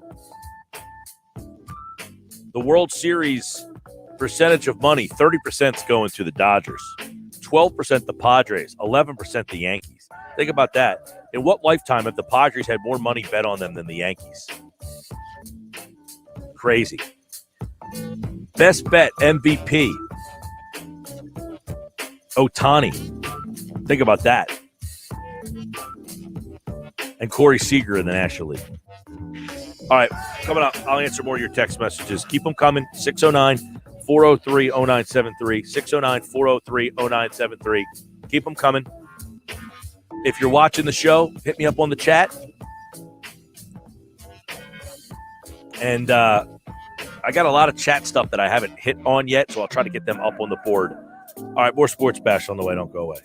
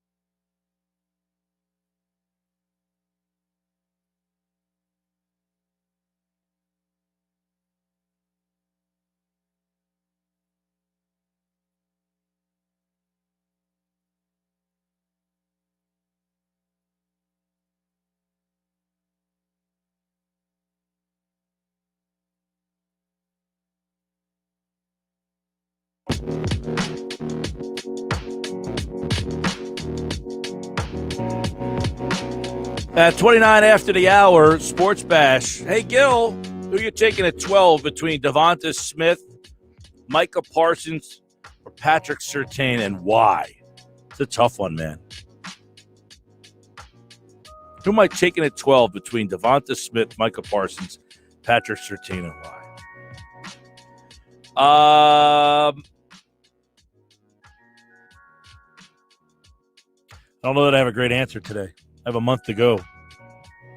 I mean, I could say Devonta Smith and give you a reason. I can say Micah Parsons and give you a reason. I can say Patrick Surtain and give you a reason. This is what I would tell you. I feel like I get a wide receiver in at 37 more so than I can get Parsons or Surtain. I think that the wide receiver depth is better. So if you're telling me, you know what, I'll pass on the receiver now because I can get one later. Maybe that would be Parsons versus Patrick Surtain. Am I breaking that down? Am I like analytically kind of going through that the right way, that there's more wide receiver depth, so therefore I can pass on the receiver? I mean, I know I am not a big best player available guy. My answer is very simple. It's Patrick Surtain. I'm in a division where I got to go up against guys like Terry McLaurin, Kenny Galladay, Darius Slayton, Curtis Samuel now, Amari Cooper, Michael Gallup, CeeDee Lamb, and who's going to guard him? Mm-hmm. Yeah, I mean, I don't have a problem with Surtain. I like your thinking there. It's a good way to break it down. I'm not a big best player available guy. I'm a big best player available at the position that I have problems at. Right, if it makes sense. Yeah, like I mapped out with Mosher. I'm not going to take a running back in the third round because he's the most talented player on my board if I need a corner, and I have a corner ranked 3 spots behind that guy. Right, and you're also not going to pick, like you said before, Mike, you were one of these people who was steadfast. You said, look, I'm not drafting Penei Sewell when I have other needs, and I already have offensive linemen. If Penei Sewell's the highest player on my board, and I was at 6 at the time, and the guy that I have behind him, see, this is the thing. Like, I wouldn't even be ranking a guy that I have no intention of taking. Now, that's an interesting concept. I know a lot of NFL teams, they rank them no matter what. Yeah, I don't. Why do I want to do that to myself? I don't have any intention of taking you. I don't want to rank you because I don't want to have to rethink. Do I really want to pass on this guy? No, I'm just not putting you on my board because I don't need you. I mean, that makes sense. I think that a lot of teams, the reason why they rank guys the way they do, even though they're not going to draft them, is because, and this is what I've heard from guys like Joe Banner and Bill Polian on the Inside the Birds pod, they've said that they do that so when teams go to free agency in the future, they can reference their draft profiles. Oh, it doesn't mean that you don't have to have some sort of intel on them or some sort of. I'm just saying when the day comes, all right, I'm at number 12. These are guys that I just don't have any intention of taking. I'm not going to rank Trey Lance. I'm not like, what if Trey Lance is on the board at 12 and you come up? And it's Trey Lance, Mike Parsons, and Patrick Surtain. Right, you're not picking Trey Lance. I wouldn't. Even if I said, man, my scouts are telling me he's a higher rated. First off, how are you rating a player of a different position? How do you even, justify that? You mean, versus each other? Right. Well, I've heard Mel Kiper talk about this before. Mel Kiper put out his big board today, for instance. So let me bring that up real fast, but go ahead. Mel Kiper has claimed before, and then Todd McShay agrees with him, and I've heard Daniel Jeremiah say a similar thing. You're grading the guy based on their potential. So the idea is that, you put a number grade next to everybody, right? So the idea is if you're between 90 and 100, you're going to be an all-pro. If you're between 80 and 90, you're a Pro Bowler, so on and so forth. So that's why one guy is rated above another. Mike on YouTube, I agree with Gil here. It's a waste of resources to dedicate time to prospects you aren't going to draft. I won't say it's a waste of resources, but yeah, I'm not going to, for instance, all right, here is the big board from Mel Kiper. He put this out today. Trevor Lawrence is number 1. Well, he's not on my board because I'm not getting him. Okay, fine. I can put him at number 1 if I feel like typing his name in. But realistically, I'm not getting him at number 12. That's what interns are for, Mike. Right. They're not allowed in the building. Not yet. Number 2 on his entire board is Kyle Pitts. So If Kyle Pitts is there, if I'm any team, you would say if he's the number 2 player on your board, you have to take him. But what if I have Travis Kelce? Or what if you need another position, like you said? Exactly. If you're the Bengals, for example, if you have Penei Sewell and Kyle Pitts both sitting there, you got to make a decision. Do you want the guy who's going to protect your quarterback from getting blasted, or are you going to pick the guy who it'd be great for the quarterback to throw to, but he might not have time to throw to him? Absolutely. Like, to me, I like Kyle Pitts a lot. I would take him if I'm the Eagles at number 6. I would take him definitely at number 12. But he's the number 2 player on the. Let's say this is an NFL team's draft board. If he's at number 2, you have to, like, if you're going by best player available, every team in the league has to take him. Right. Everyone. If I'm taking best player available, no matter what team I'm at, I have to take Kyle Pitts if he's on the board. Have to. So that's why under that philosophy of best player available. Correct. He is Devonta Smith, number 3. And I'm still not sold on Devonta. I know Emery was trying to sell me on him on Monday. I don't like the skinny legs, man. I don't like the fact this guy won't do physical. No, Deshaun Jackson had skinny legs. Yeah, but Deshaun Jackson was a little shorter too than Devonta Smith. He is. He's 5'10". You know, Devonta Smith is 6'1". 6'1", yeah. 170.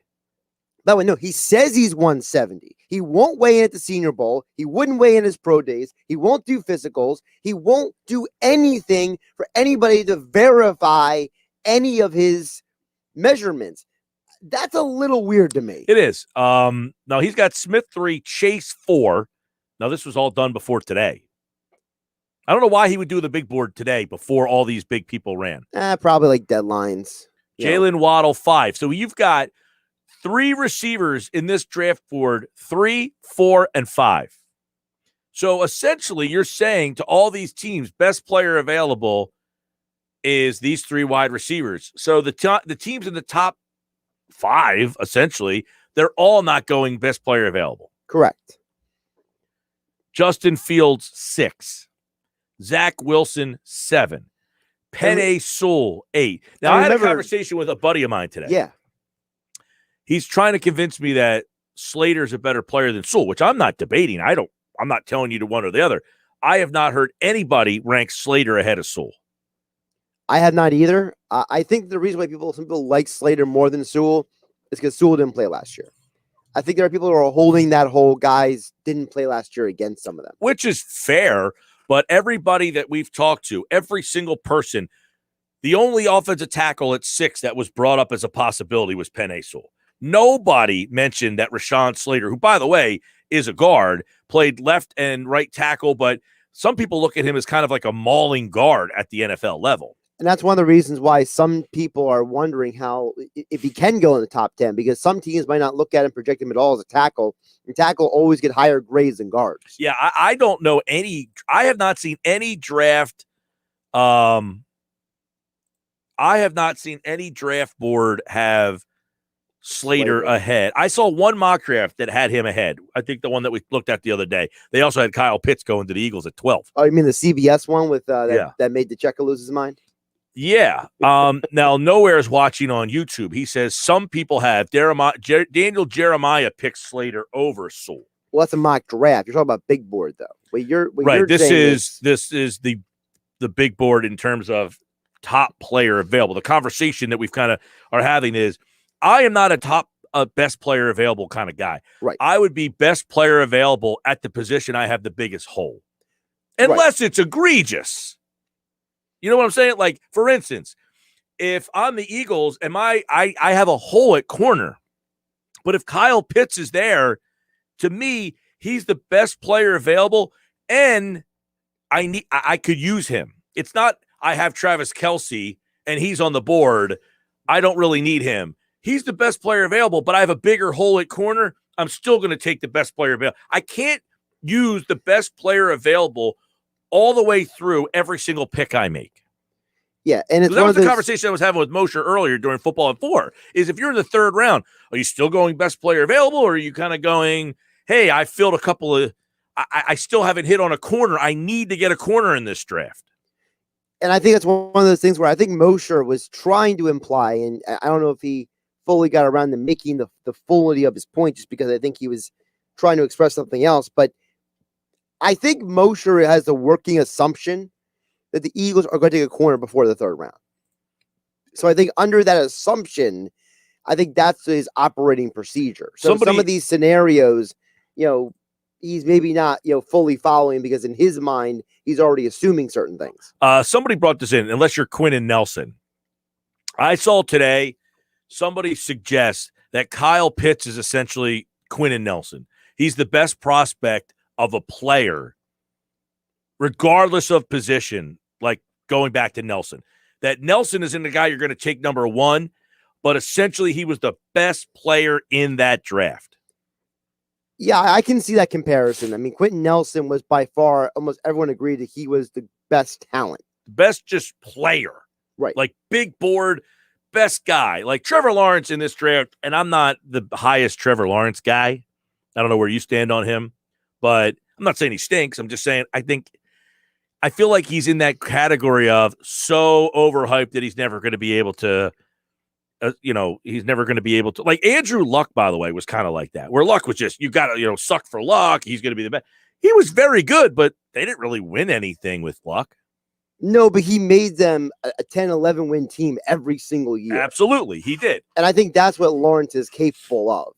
One of the articles I'm working on for the website that I'll drop tomorrow is I'm explaining about the quarterbacks and about Jalen Hurts. And about one of the things I wrote about Trevor Lawrence I had read somewhere else is that he's on that caliber of the Andrew Lucks.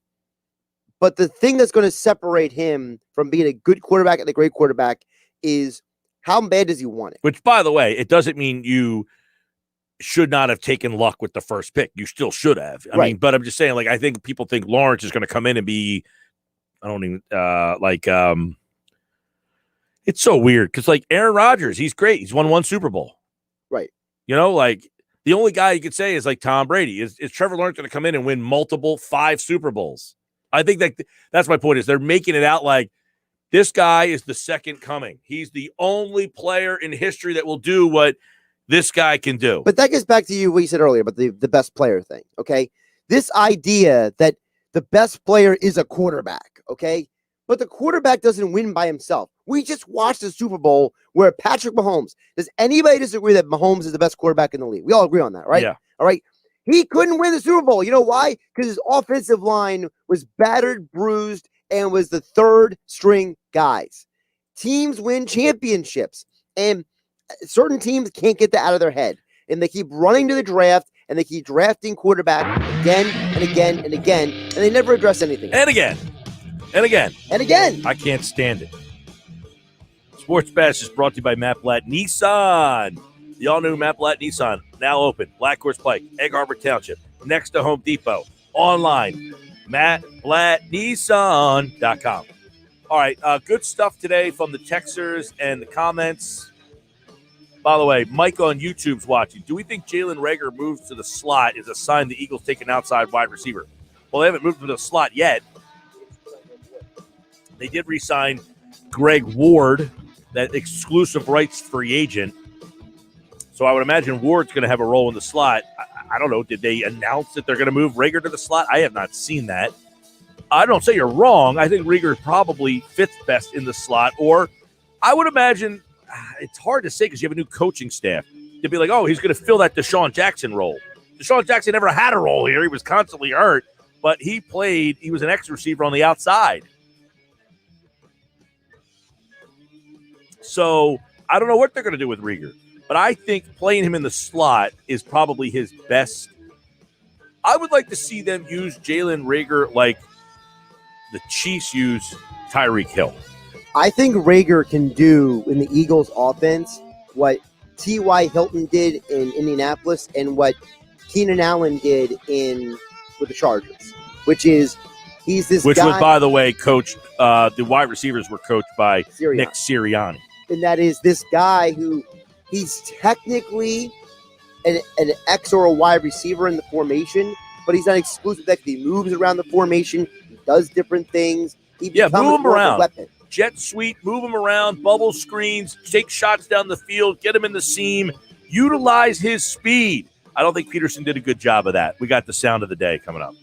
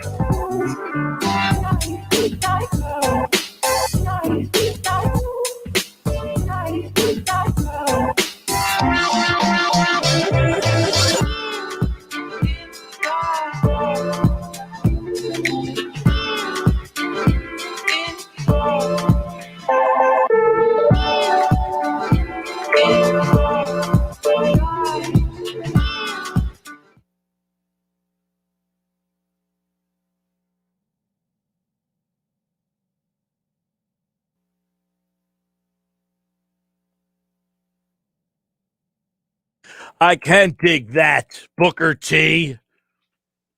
All right, welcome back. Sports Bash Live, 97.3 ESPN. Let's get in today's sound of the day. Definitely not me singing. Jason Fitz is disinterested in opening day. Interest level in the NBA hyping up on Christmas Day is real. Whether mega diehards love it or not, that's real. I think for Major League Baseball, just accepting that, okay, your season can start today, but we're not going to care until we're sitting outside with our feet up having a beer and eating, a hot dog in a stadium. Like, that's real. Until we get to summer, I don't think it really kicks in. Your interest level of opening day is? It's more than Jason Fitz. Yeah, he had zero interest. I'm actually like this Phillies team. I have intrigue. I didn't have intrigue until Dombrowski got hired, and he started to make me feel like, okay, their mission is to try to win. Before, I didn't feel that they cared if they won or not. You had this feeling of they don't want to spend money and all this stuff. But I appreciate Fitz's analogy, but it's kind of in the range of how I feel about the NBA and Major League Baseball. That, well, all of them. It's that, if it's not football for me, opening day is great, but then it doesn't have the same take over my existence for at least a couple of weeks. Yeah, I mean, all of the sports are too long. We acknowledge all that. And there's certain, it's like when I used to drive to West Virginia, there were certain, spots that I hit. It's a 6-hour drive. The drive sucked. That first one was when you hit the Delaware Memorial Bridge. And then when you hit the Gap out in Maryland, when you were in Cumberland, Maryland, that was like halfway there. You have these marks in the drive that made your mind feel better. The NBA season, same thing. Christmas Day, all right, I feel different. Baseball, around the 4th of July, all right, I feel like now these games have some meaning. The NFL is the only one that's different, where you're invested in every single one of them. For me, it's Memorial Day weekend. I feel like Memorial Day weekend is like the demarcation for me. Jason Fitz, 17-game season. When you start looking at a 17th game, realistically, think about the way Sundays feel. Like, you just told me that the NFL season is going to go one extra Sunday, that we're going to have one less preseason game to worry about in general. But we're also going to get a little bit more football in this process. Yeah, I'll take that all day long. I mean, the only problem is that there are bad teams, and how these bad teams navigate through the end of longer seasons, that's going to be a pain in the butt. But this mindset of, man, can we just finish 8-8? Now it's, can we finish 9-8? That's going to give us a real shot at the playoffs. It's going to feel different. 9-8 sounds ridiculous. I don't know. I feel like I'm not moved by the 17 extra game here. It doesn't faze me one bit. It's still football. I love the fact that we're getting rid of a preseason game, which is always good. How many times have we talked about the fact that the preseason is useless for half the time? And let's be realistic. Having more meaning for football is good for everybody. I guess. I mean, maybe I just don't feel like I should be yeah, more, another game. And I'm just kind of not. You're just indifferent. You're all right, it's there. I guess. I'm thinking about a team that played a game this year, and basically by the end they played Nate Sudfeld. Right? Right. Good point. Good point. All right. Marcus Hayes made a interesting statement today that fired up some people. Yeah, he's got a fine shot. He just is obstinate, and he's insubordinate. He's not doing what his coaches have told him to do. Cool. So what good is he? I mean, he's fun to watch. He's athletic, but he's predictable, and he's a liability on offense. I thought the biggest thing there is he called him insubordinate. Yeah, that was not the word I was thinking of when he first started talking about it. Then he drops that in there. Like, whoa, all right. Don't you find it interesting how the perception on Ben Simmons, it varies, but people still are just aggravated with him. But it varies the reasons, their rationalization for it. You know what I mean? I feel that I hope I mapped it out in a rational manner. Yeah, Ben has limitations, but they've built the roster better for his limitations. I feel that the roster that they had around him was not conducive to his limitations. It was not conducive to his limitations, and let's be realistic. Ben Simmons is going to do what Ben Simmons is going to do. It's on the organization to build the best team possible, not make Ben Simmons do something that he's not going to do anyway. Marcus Hayes, how about this? Since they won the Super Bowl, he and Howie believe they got it figured out, and they don't need your stinking help, and they'll do what they want to do. All right. There's a couple things I want to say here. if I won the Super Bowl, why would I ask for anybody else's help? Seriously, like I won the Super Bowl. What do I need your help for? I get it. It's an arrogant take, but I won the Super Bowl. I achieved the greatness. I achieved a level of greatness that no one thought I could do. I'm not saying that you can't continue to evolve and get better, but isn't there expected to be some arrogance afterwards that we should expect? There at least should be some level of. There needs to be less arrogance. That's my thing. At some point, Marcus. Yeah, is well, right. now I think they got a nice big stuffing of humble pie. They need more than humble pie. They need to go find somebody who doesn't always agree with them and listen to that person. Now, who knows? Maybe that was the reason why John Dorsey isn't here anymore, because maybe John Dorsey's giving them a little too much truth serum. Right? I don't know. All right. For more, go to 973ESPN.com. Don't forget Monday, Sports Bash Cash returns at 9:55 a.m. Download the app so you can enter the words. For more on the Phillies, Eagles, Flyers, Sixers, and South Jersey sports, go to 973ESPN.com. Busy game night tonight. Dave Weinberg. Kevin Durso's back. Get Dave Weinberg's thoughts on this NFL Eagles trade coming up.